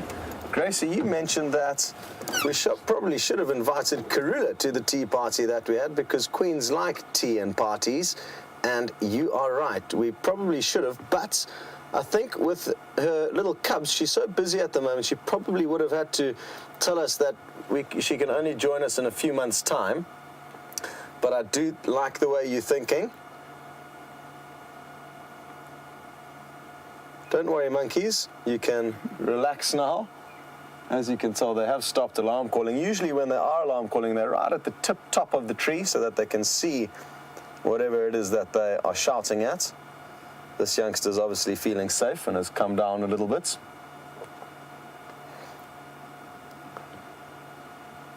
Now, I'm going to ask Nikki to zoom out quickly, and I want you to all take a very close look at this tree, because you are going to get to see it later on, and it's going to be wonderful to piece together the sighting that we had in this very area. Now, we've had the monkey here. There's going to be something that you notice about this tree later on with the clip that we watch at the fireside chat. You're also going to notice that there will be some water in the waterhole, which Karula went and lay in. So it's all very, very applicable to something we're going to be seeing later. This exact area we're in now. And it's been so awesome building up memories over the year that we've been going on safari together on all these different roads. I'm sure a lot of you will always have something to remember the various areas by.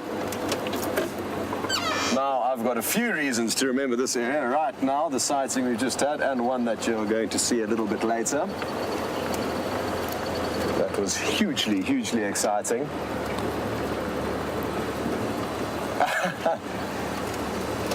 Well, Miss Jen and Dallas, you've also reminded me of another memory that we've shared, and it's also from the same waterhole. It's dry now. I'm just going to show you guys now the view from afar. So take a look at that. It's that dried up dark soil that you can see in the center of your screen there. A few months ago, that was not full of water, but there was quite a lot of water in it, and within the water was catfish. And James and I both had a once-off fishing competition. No hooks, no line, no rod. Your bare hands only. And Mission, that was an incredibly fun experiment, and one that I'm glad we all got to share together. Sadly, though, you did not see the fish that I caught, and I promise you I did.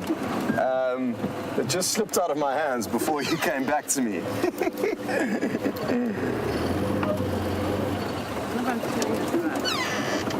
Shame Nikki's having some trouble with the camera, so just give us a second, just hold it in the right spot there. Sorry, guys. Nikki's turned the bolts for the fluid head about 1 million revolutions in the wrong direction until it eventually came off. Terrible angle. I couldn't get the diamond shot. Okay, you might want to level it again now yourself. Okay. There we go. A minor glitch. Okay. Let's pop in and see if those hyenas are still waiting patiently at the kill, which I'm sure they are. Although, only time will tell. What would be interesting is to know when exactly is she going to return to the school after nursing the cubs, and whether she'll be there tomorrow morning. I wonder. There's certainly a large amount of meat left there for her to feed on.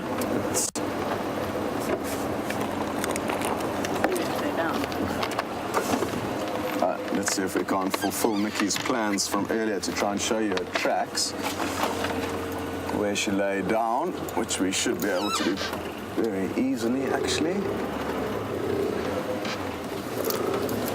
Awesome, Nix. Good idea. Okay. So you can see a few little scuff marks, and if we start maybe up there, Nix. Here we can see, I don't know if you're in focus at the moment. It's difficult with this flat light. Here, the tracks, you can start seeing the tracks there. Toes in the front, pad at the back, and then if you keep coming down, Nix, you'll see where she eventually lay down in this area over here. You can see quite a large scuff. That's probably from where tail was, swooshing the sand. And obviously as she got up, she would have left a few more pug marks and then continued along. Here's the last track here heading towards us. Well done.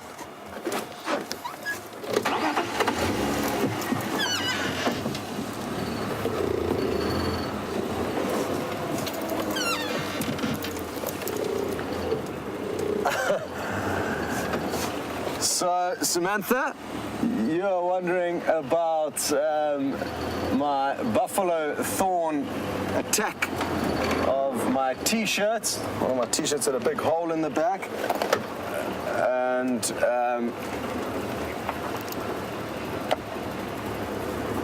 James is very excitedly getting a hold of the final control room on channel 2, which is my channel, which you shouldn't be on, which is somewhat distracting to me. But what I can assure you is that James, who is going to be hosting the fireside chat at the moment, or not at the moment, a bit later, is in high spirits, and he's just apologized to me for clogging the radio waves with some excited banter. He was actually speaking to Kirsty fluently in Shangaan, which she wouldn't have understood a word of.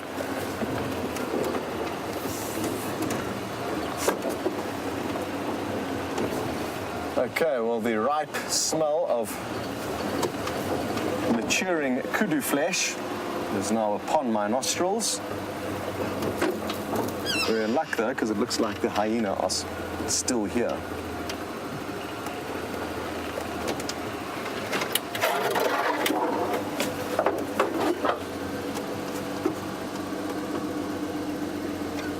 Probably going to be the best view we have for now.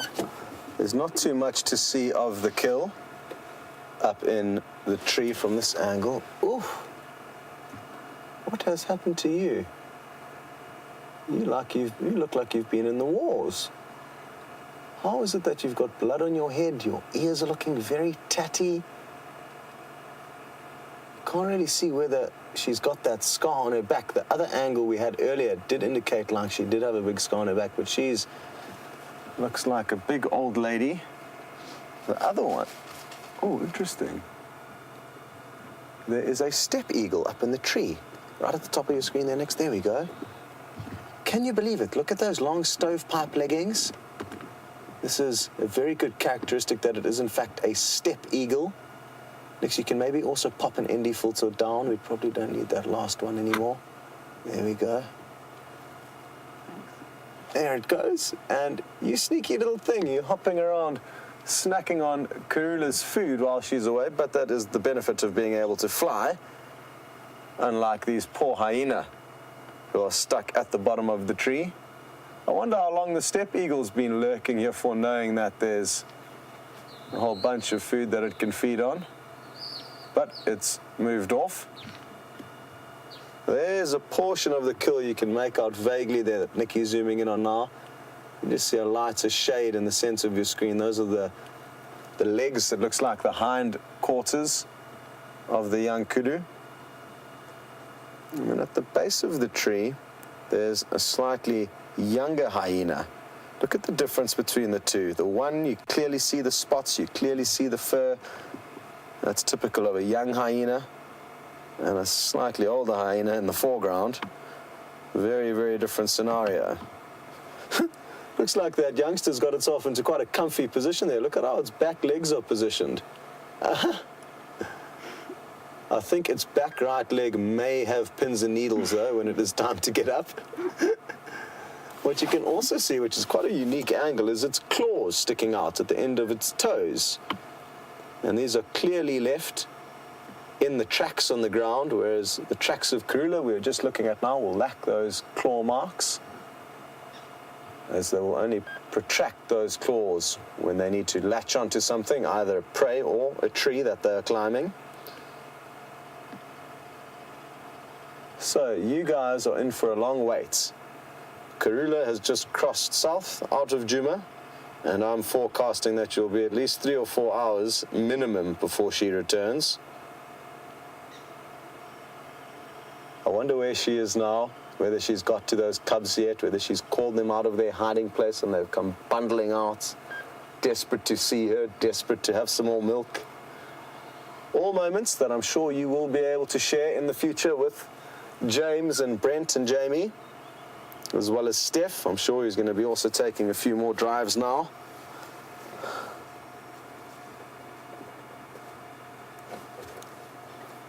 Wonderful. Well, because we are almost 99% certain that nothing else is going to happen here, we're probably going to just keep going, start making our way a little bit closer towards the fireside chat. I mean, the one thing that could happen now, but I don't foresee it happening, is that another leopard could come in onto the scene. If it smelt this kill, they are opportunistic. Leopards will scavenge. If Tingana was anywhere near here, he would certainly cash in on the opportunity. He's the most likely candidate. Wouldn't be likely to find a female in this area because this is Karula's turf. And it is also Tingana's turf.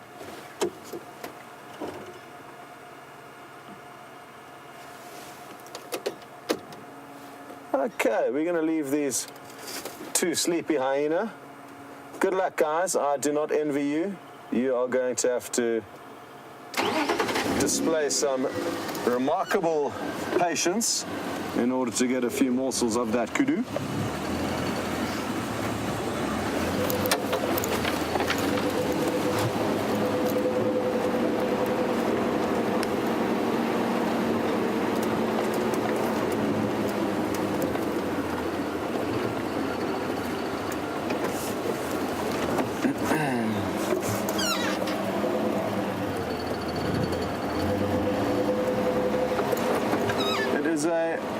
Marvelous evening, and the relief once the sun has dipped below the horizon is quite something. It is a very, very soothing temperature now, whereas when we headed out initially it was blisteringly hot.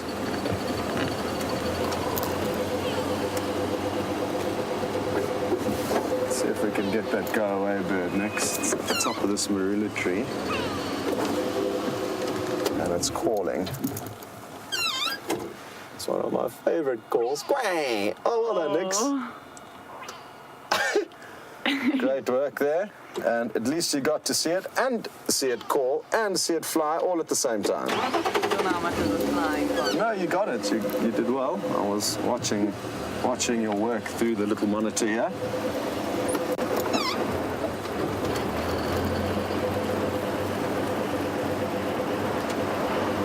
The joy about the sun going down is it tends to mean that the flies also tend to become slightly less active, although there still are a couple buzzing around me. And yeah, there's one on my right ear now buzzing around. I don't know if it's still there. My worst fly episode ever was filming Steph on a bushwalk, and I had my earpiece in my one ear like now, and my other ear was unprotected. And we were filming a sequence live to Nat Geo TV, and there was a fly in my ear buzzing, and I was having to hold the shots. It was quite a test of my bravery, and I thought I did well. And since then it's been fairly easy to deal with the ones now, like this one here chilling on my face. But if there's 3 or 4 of them that simultaneously do their little moonwalk, then that causes a little bit of a shudder of the nervous system.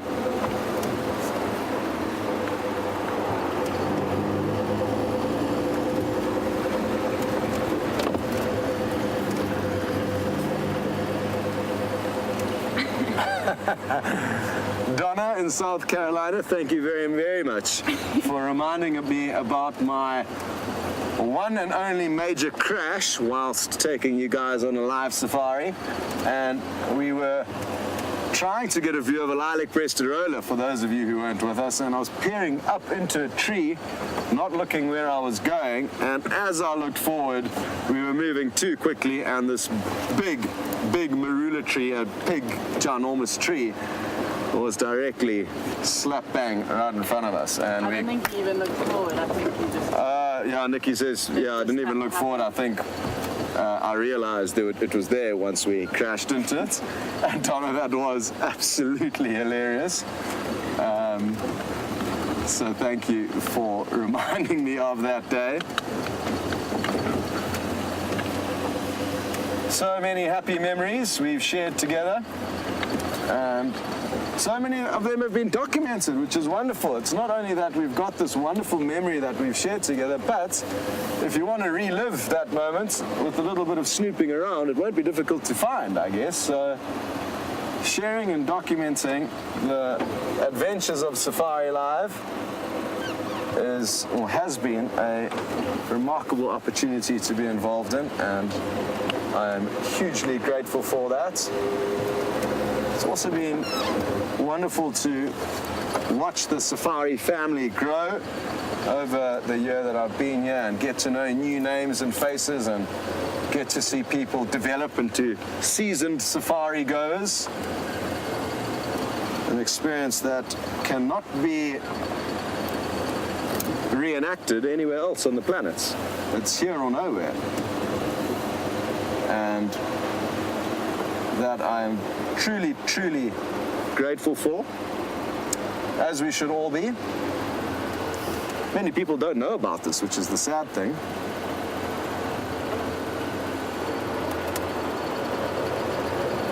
But I know many of you are safari disciples that are spreading the word, and we thank you for that. As I will be doing, wherever I end up and wherever Nikki ends up, we will continue to tell people to get their acts together and jump on board.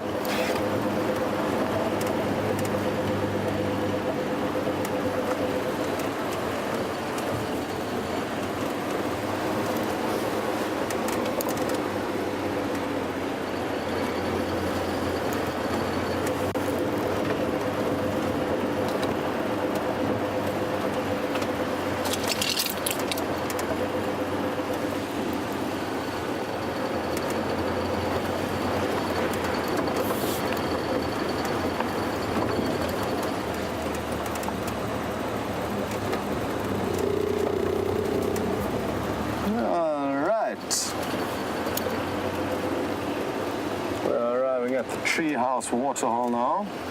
It was interesting to see how much moisture is back in, or still left in here. But it doesn't look like too much. It really has dried up quite quickly.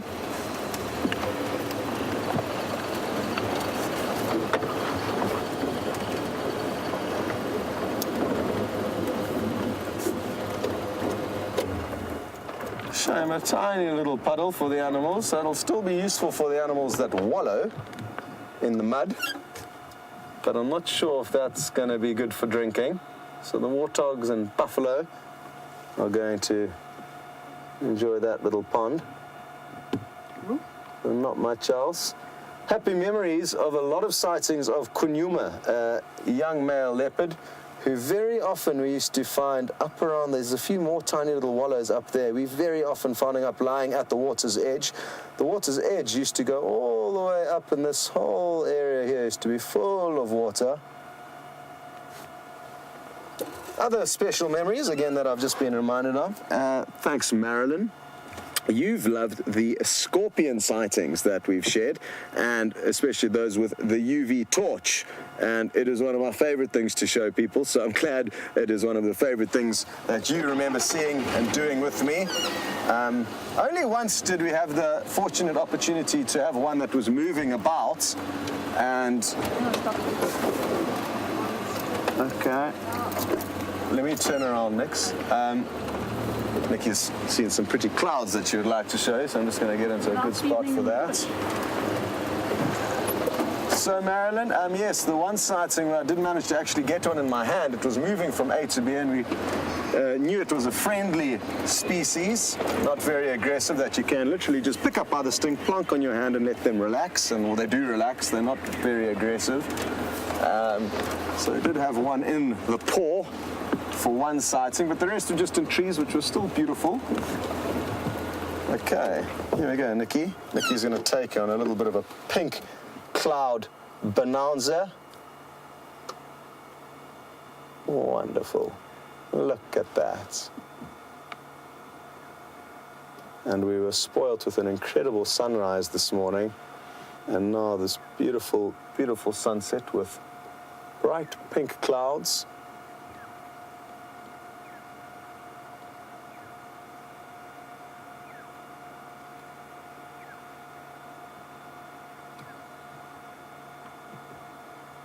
Magical.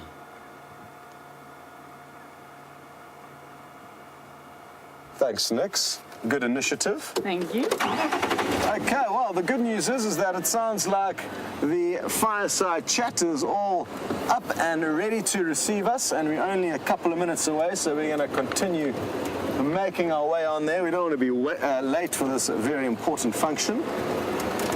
And just a reminder for any of you who may have just logged in, this is my final Safari Live adventure with all of you. So if it's your first time joining, all I can recommend is that you keep tuning in and get to know the other presenters and get to know this experience while I'm gone. But because it is my last night, we are going to be doing a fireside chat, which is basically just a chat around a campfire.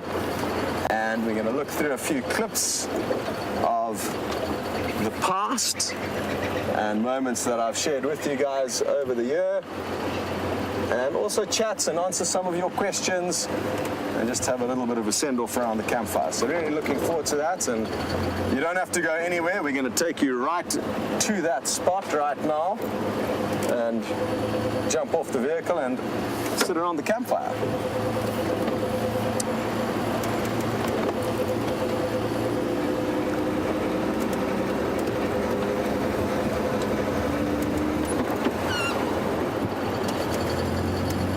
Unless, of course, we bump into something on the way there, which is possible. It would be a bit of a catch-22. Imagine if we bumped into Tingana now, and we had the fireside chat to go to. Decisions. Or who knows, maybe, if we're very lucky, a leopard will merely join us at the fireside chat. It won't be the first time that happens, and it was very early in my Safari Live career. I've probably only been here 2 weeks by then, I think, when Hayden was sitting at the fireside chat waiting for Peter to come and join him, but Peter was a little bit delayed because he was following a male leopard called Kunuma, the same leopard I was actually talking about that we've found a lot of times at this waterhole behind us, Treehouse Waterhole. And you wouldn't believe that the leopard actually climbed into a marula tree directly behind where Hayden was sitting. And you could see the campfire, Hayden, and the leopard all in one shot. Fascinating. So it has happened in the past. I fear that it probably won't happen ever again. But it just goes to show that anything can happen whilst on safari. Well, we haven't bumped into Tingana, but you would have noticed we have bumped into some ellies. And we'll just very slowly coast past this lady and her youngster. Hello, you two. I hope that lots of rain falls and that you've got lots of vegetation to feed on in the coming months. Looks like you're enjoying a big, juicy mouthful there, so not too bad. Okay, great. Well, like I said, we don't want to be late for our date at the campfire. It sounds like you guys are going to head across there now, and we'll either see you a little bit later, or we'll meet you there. Good evening, everybody, and welcome to this soporific and sad fireside chat. Hi. Hello. Yes, very sad. And of course, today the sadness because Scott and Nikki are leaving us. Now, that is a distressing thing for anybody to hear, but we know that they are going on to, hopefully, some exciting adventures around the world, possibly up into the magnificent continent of Africa. Before they get here, Jamie would like to relate a story of the first time she met Scott on the telephone. Well, I was chatting a bit about this on Drive this afternoon, but it was the very first conversation I ever had with Scott. It was prior to Steph's arrival as the ops manager, as the operations manager.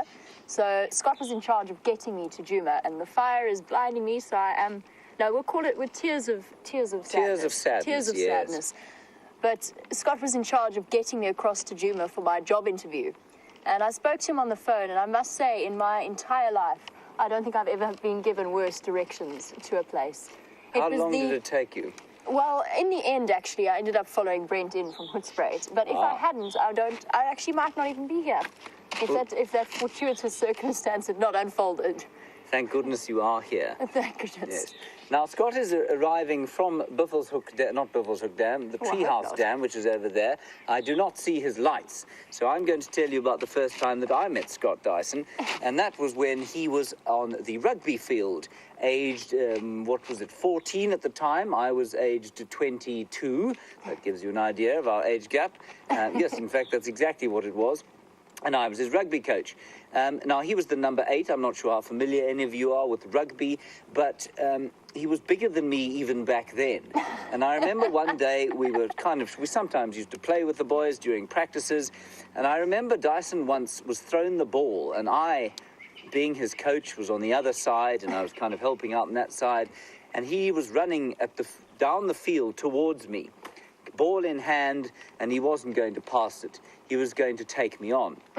And life for me at that point froze, because he was larger than me even then. And I thought to myself, how is it that I can continue coaching these boys if a 14-year-old runs over the top of me and scores a try? Mercifully, at the very last minute, he dropped the ball, and I was able to excuse myself the ignominy of being run over by a 14-year-old as a 22-year-old. Now, I mean, I'm not a large man now. I was even less large when I was 22. So that's the first time I met Scott. And then I think we both met Nikki here, didn't we? Yes. No, actually, I've encountered Nikki. Nikki and I were in the same year at school, different schools. So I've encountered Nikki on and off, never really knew her that well. She's actually very good friends of a close friend of mine in Cape Town. Yeah. So I've met Nikki on and off. It took us a while to get to that realization because we hadn't seen each other in years. But once we did, then we worked out that that was the case. It's tears of sadness. Misery.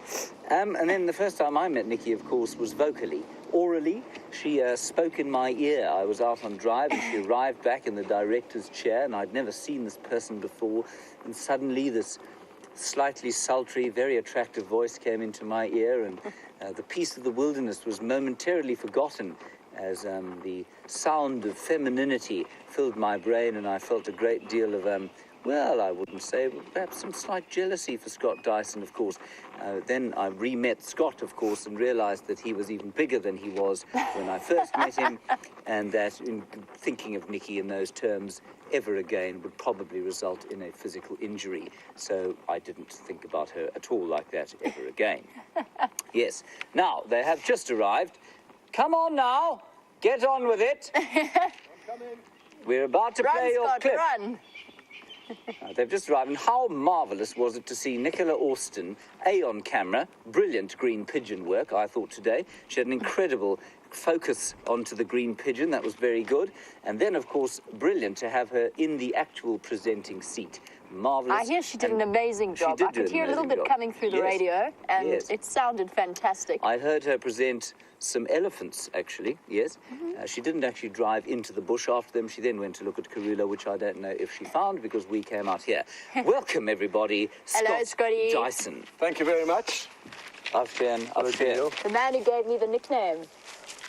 Hello, James. Hello. Can I squeeze in between? Please, Thank you. Marvellous. Now, without further ado, I think we're probably running slightly short on time. Shall we go forward with your highlight? Would you like to introduce? And highlight. incredible sighting. The first one that you are going to watch is one from the most recent Big Cat Week. Obviously, the Big Cat Weeks are incredibly exciting and probably an opportunity for a lot of you to actually realize that Safari Live exists and then continue to follow us on the internet thereafter. And obviously, we've got a lot of pressure during the TV broadcasts, and we need to find animals. And on this day, I was lucky enough to be on bushwalk and find a wonderful, wonderful animal. Take a closer look. Can you believe it? We found a leopard. I wasn't imagining things. And it looks to me like it's mvula. Absolutely insane. We can just enjoy the fact that we're viewing a leopard on foot in Africa live. It couldn't be any better. Just moments ago, we heard some kudu alarm calling. And isn't it wonderful how by listening to the signs of the bush and to the other animals in this area, they can help us to find what we're looking for. I can hear Pete's vehicle, which is good news. You guys are about to get some great close-up views. Oh, there it is. Oh, awesome, awesome, awesome. Looks like a male. Just first sort of look at him in terms of size. Guys, let's show you Scott and them as well on the walk. Brilliant. That's where they are. That's where they are. There's the leopard. Amazing work, both in terms of finding this and also being able to take it there on foot. Brilliant.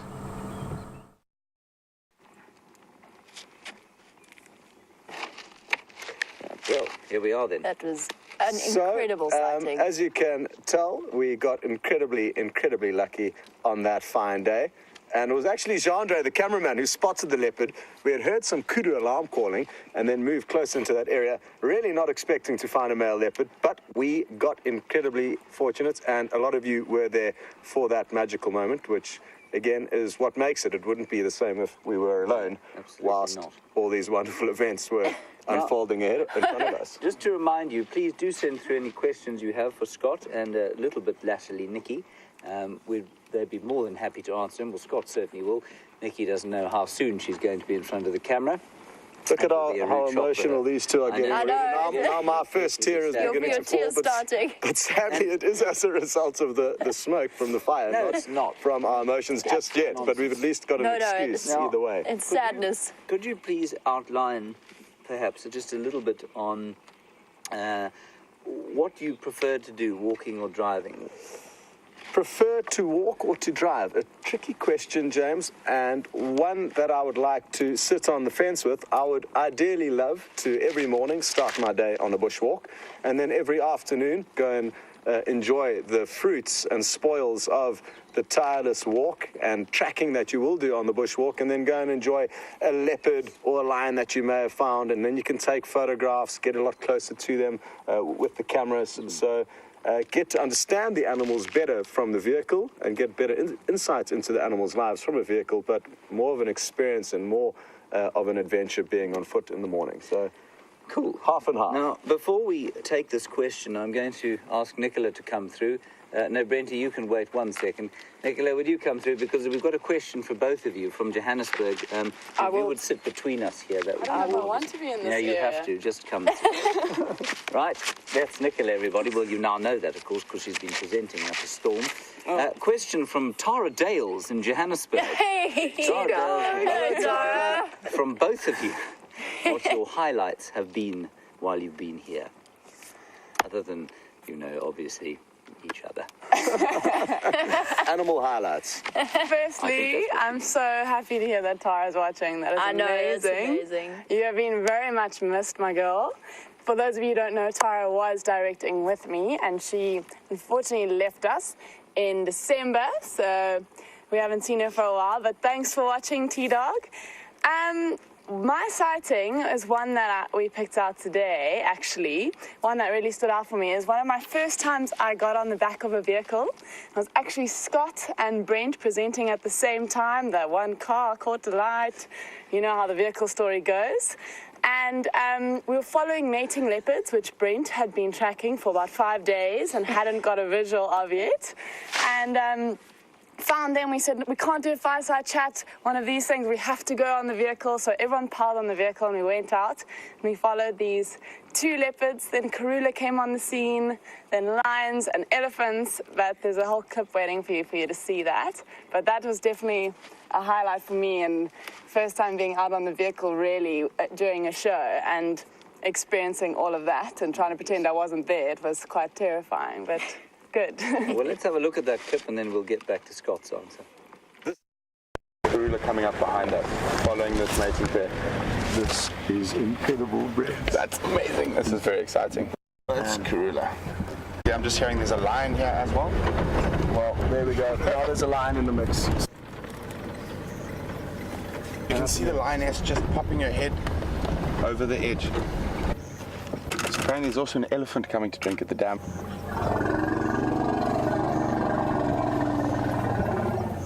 Listen to how credible that is.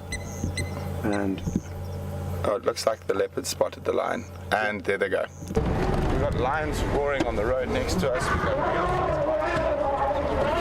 got charging? I can't see.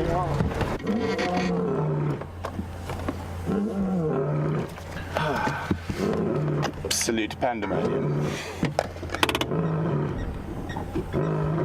We've got lion scent marking in front of us. We've got a leopard in the tree above us. There's 2 leopards in the tree, actually.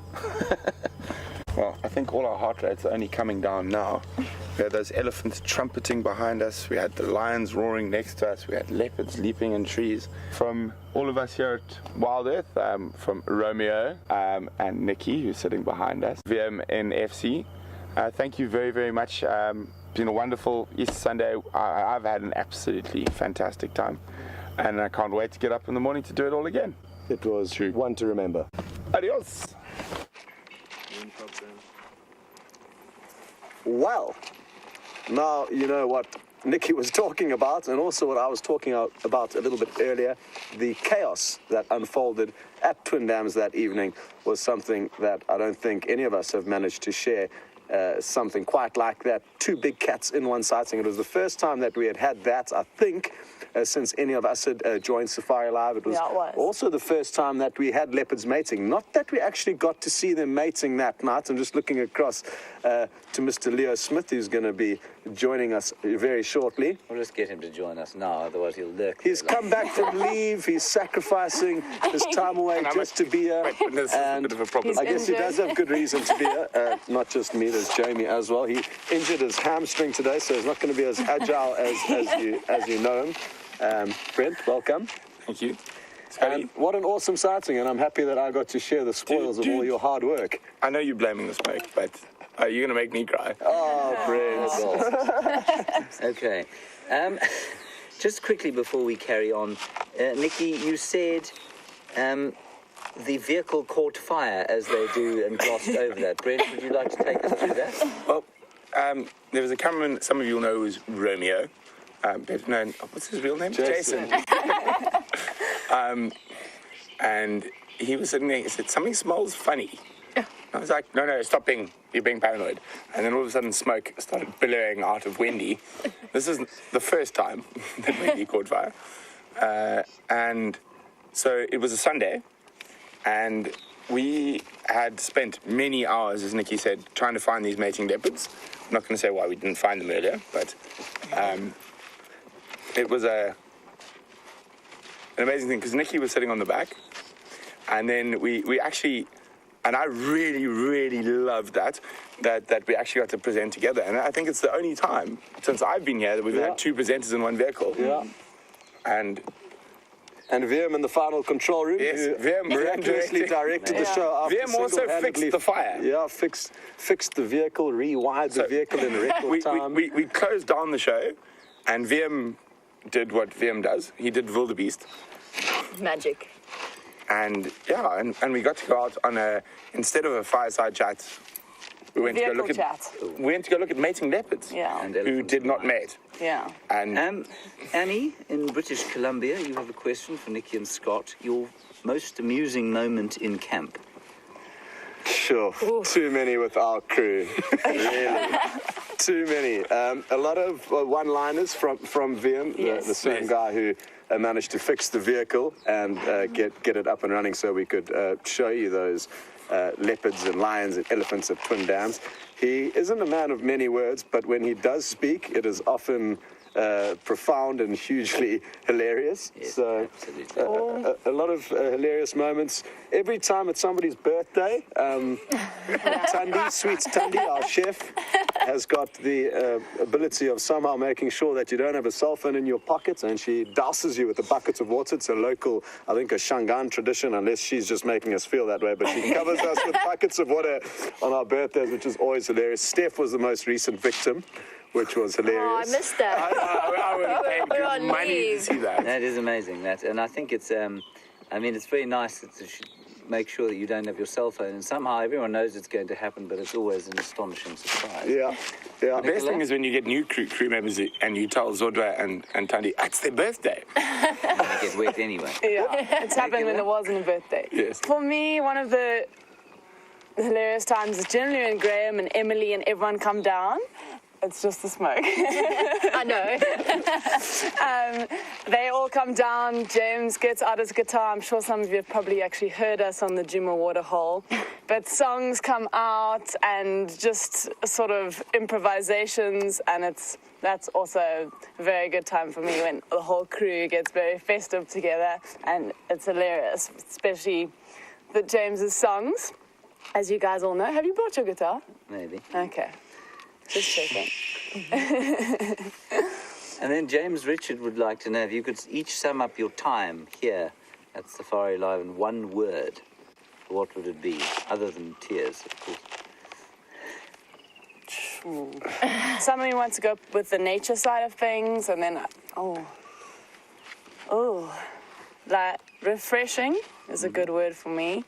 I was obviously a city girl, so this has opened my eyes to a lot of wonderful things, and just being out here with nothing, just landscape and our friends. So yeah, it's change of scenery for me, and it's been incredible. It's been very awesome. That's more than one word. Yeah, that's many words. I'm trying to think of a clip. Oh, that was me. I'll claim that. Yeah, wait. You all still there, though? Wait. And Scott, you? Well done, Brent. Yeah. Thankfully, Jamie's sitting there because she's the lightest. Said Otherwise, failure. The only word, one word. Awesome, I guess. It really has. It has been awesome. and that is your word. Yeah. And yeah, it is a word you've often heard me. It's my go-to word when anything ever gets exciting.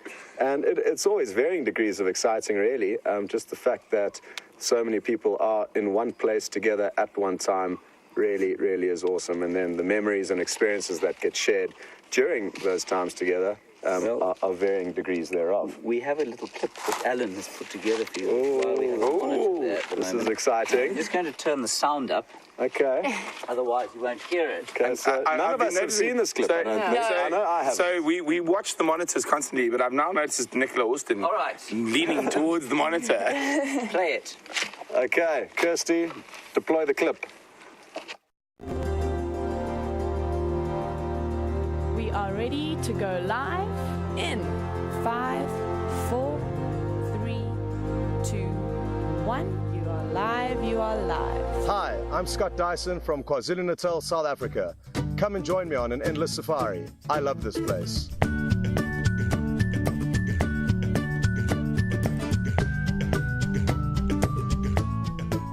A very interesting situation this afternoon, and it's Nicola Austin on camera. Beautiful. Straight towards us. Look at this. This is incredible.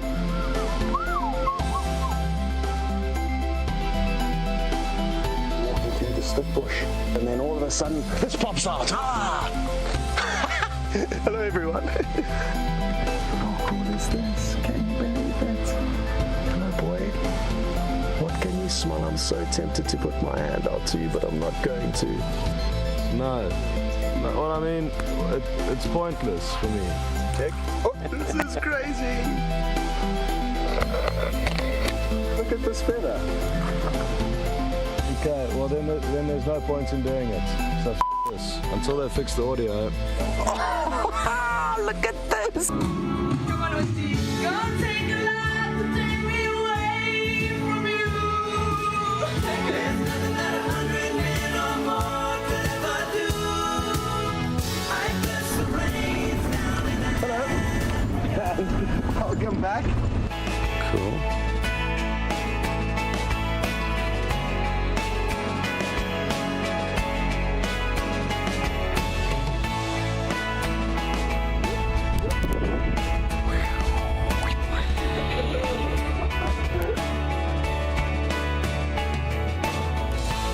Just take screenshots, lots of them, please. Look at this. Can you believe it? That was awesome, buddy.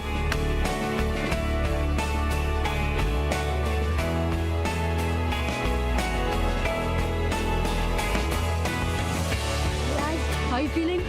How cool is that? Sorry, this isn't live, guys.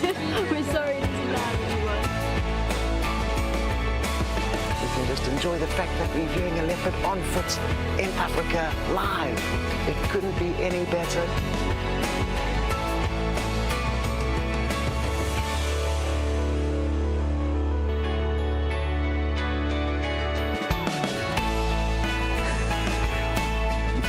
As they now pick the nits and different extra parasites from Scott.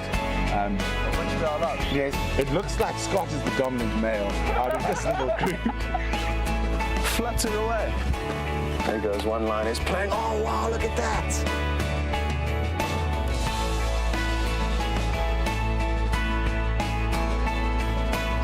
Thank you very much.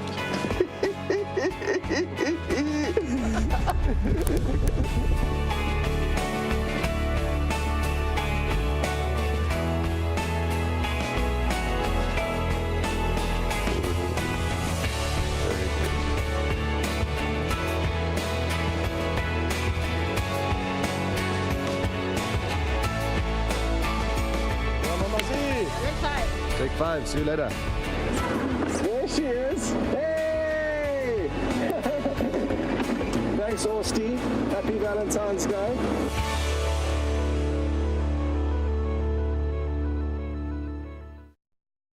Oh! Wow, that was awesome. So, to everyone involved in not only putting that together, but making those memories and sharing those memories. How cool was that? Hey? It's just amazing, yeah. Full circle. The first clip, I remember doing like a million takes trying to tell people what my name was and where I was from. I think it was on day 2 or 3 on arrival here in the Sabi Sands. We were actually staying in Manyeleti back then. And I just didn't have the know-how back then. And it's been wonderful to learn and be taught by the various presenters, Peter and Hayden, who welcomed me in, and all the cameramen who helped me in my infancy. And then to be involved with all the other presenters. Brent was the first to join, which was a great pleasure because we were at the same school, so knew each other from before. I wouldn't have been here without Scott. Yeah.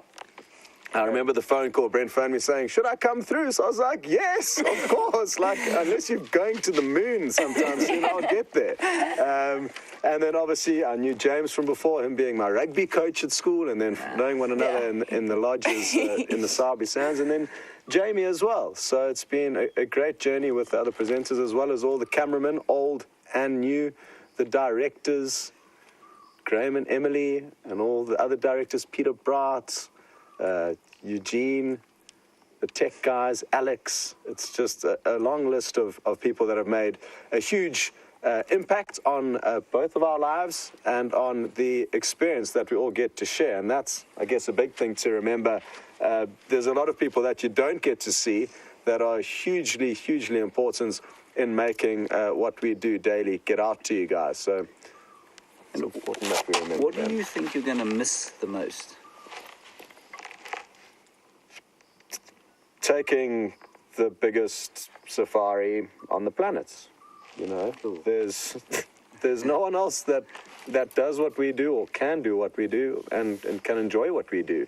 They can try. People can try, but there's nobody that goes on as big a safari as we do on a daily basis. And to be able to connect and communicate and understand and hypothesize with so many different people from all around the world of all different ages is something I won't be able to do regardless of where we go in Africa thereafter. So that's going to be an impossible void to fill. And for you, Nix? Same thing. I mean, it's been surreal being in the control room, watching you guys, learning from all of you. It's been a privilege, as well as the cameramen. Me giving you the crit, and then I go out there today being like, oh my word, this is a lot harder. So everyone is so appreciated here. And yeah, thank you, the crew. Thank you to all the viewers, and thanks for all your kind words and all your emails and all your updates. You guys have such a huge impact on us, and it's very special, and we really appreciate all of you, so thank you. Well, now here's possibly the most valuable gift the world has ever known, and that is a picture, of course, of the entire Safari Life crew. Which I'm very, very privileged to be able to hand this to you guys. And, I'm getting a bit teary. I'm going to miss you guys so much. And, of course, we chose the one with Scott being an idiot. Yes! This is awesome. Just note the highlight there of the picture is that Louise wasn't with us at the time. That's awesome, but she's still there. Added herself. Well done, Louise. Good job. Thank you very, very much. This is awesome. And I think this was Gendre's brainchild, so well done, Gendre. Thank you very much, everyone who was involved in this. There's letters and messages everywhere. Thanks, guys. We're not going to read those now. Awesome. Because we don't have time, because as Dylan has just inquired, he'd like to know if there's a party later. Yes, there is going to be some sort of a farewell celebration a little bit later. So we'll be sure to let you know how that goes. Well, I guess whoever's out in the morning, James and Jamie, will let you know how that goes. We shall not be filming that live. We'll only get you 1 or 2 snippets, photographs only. Just before we sign off, we've only got about 2 minutes left. I'm going to ask you each to say something to Nikki and Scott. If you want to tell them to disappear into the night, that's fine, but maybe just a few words. There's only one word you can use to describe Nikki and Scott, and I think I might be stealing it from people down the road. The Gorges. Gorge 1 and Gorge 2. Explain that. So Nikki and Scott refer to each other as Gorge, as in gorgeous. So it's Gorge 1 and Gorge 2. I'm not sure who's 1 and who's 2. You know how but difficult neither are we. it was today on Scott. I kept going like, Scott, where should I go today? But Gorge 1 and Gorge 2 for me. Cool. Jamie? I just wanted to say, guys, thank you so much for the kindness that both of you showed me. Like, you were instrumental in making me feel at home. So thank you, and thank you for all of the help and instruction and teaching me how to do something I've never done in my entire life. I really appreciate it. We are going to miss you terribly. Thanks, Jamil. You've been a legend, an absolute legend. Thanks for the nickname, Scotty. No problem. Just the one. I think for me, it's been I'm a little bit older than these guys. I know it doesn't look like that, of course, but I'm a little older. The most athletic out of all of us. And I came in on the back end of it was a fairly traumatic business breakup. It's a bit like going through a divorce, I suppose. And I came in and thought, well, I'll give this a little bit of a go and I'll see if it's any good. And here I was surrounded by this hodgepodge of eccentric people, many of whom would probably, and I include the cameraman here, who would never be around each other in a normal situation. Yeah. I mean, Nikki's, 15 years my junior, younger, I don't mean my junior at all, and Scott, 9 years, and I didn't think I would ever learn the most incredible things that I did from them. Scott, from a presenting point of view, from a naturalist point of view, going on a walk with Scott when we haven't been live has just been, I wish I'd taken a notebook a lot of the time. It's been just so very special. And from you, Nikki, your humour has just been a wonderful, wonderful light to what was a depressing time in my life. So thank you very, very much to both of you. Thank you, James. Greatly. Everybody, we have run out of time, so I'm going to give the last 2 words to you two. Thank you. Thank you so much for everything. Everyone involved from Graham and Emily, who started this many years ago, and to every other person in the Safari Life family all around the world. Thank you for all of your support, all of your questions, all of the fun moments that we've shared together. And it's not goodbye forever, it's just goodbye for now. And we'll definitely be able to keep in touch over the various platforms, and we'll be sure to let you know what happens, and we'll be sure to keep an eye on what's going on with the rest of this crew. I promise not to bully James too much. Cool. But yes, thank you, and we will keep in touch as much as possible. Good stuff. Thanks, everyone. We'll see you Thank tomorrow you. at 05:30 for the Sunrise Safari. Sans, unfortunately, very sadly, Nikki and Scott, who are going off into Africa to explore the wonders of this great continent. Until then, bye-bye and good night. Bye-bye. Bye. Bye.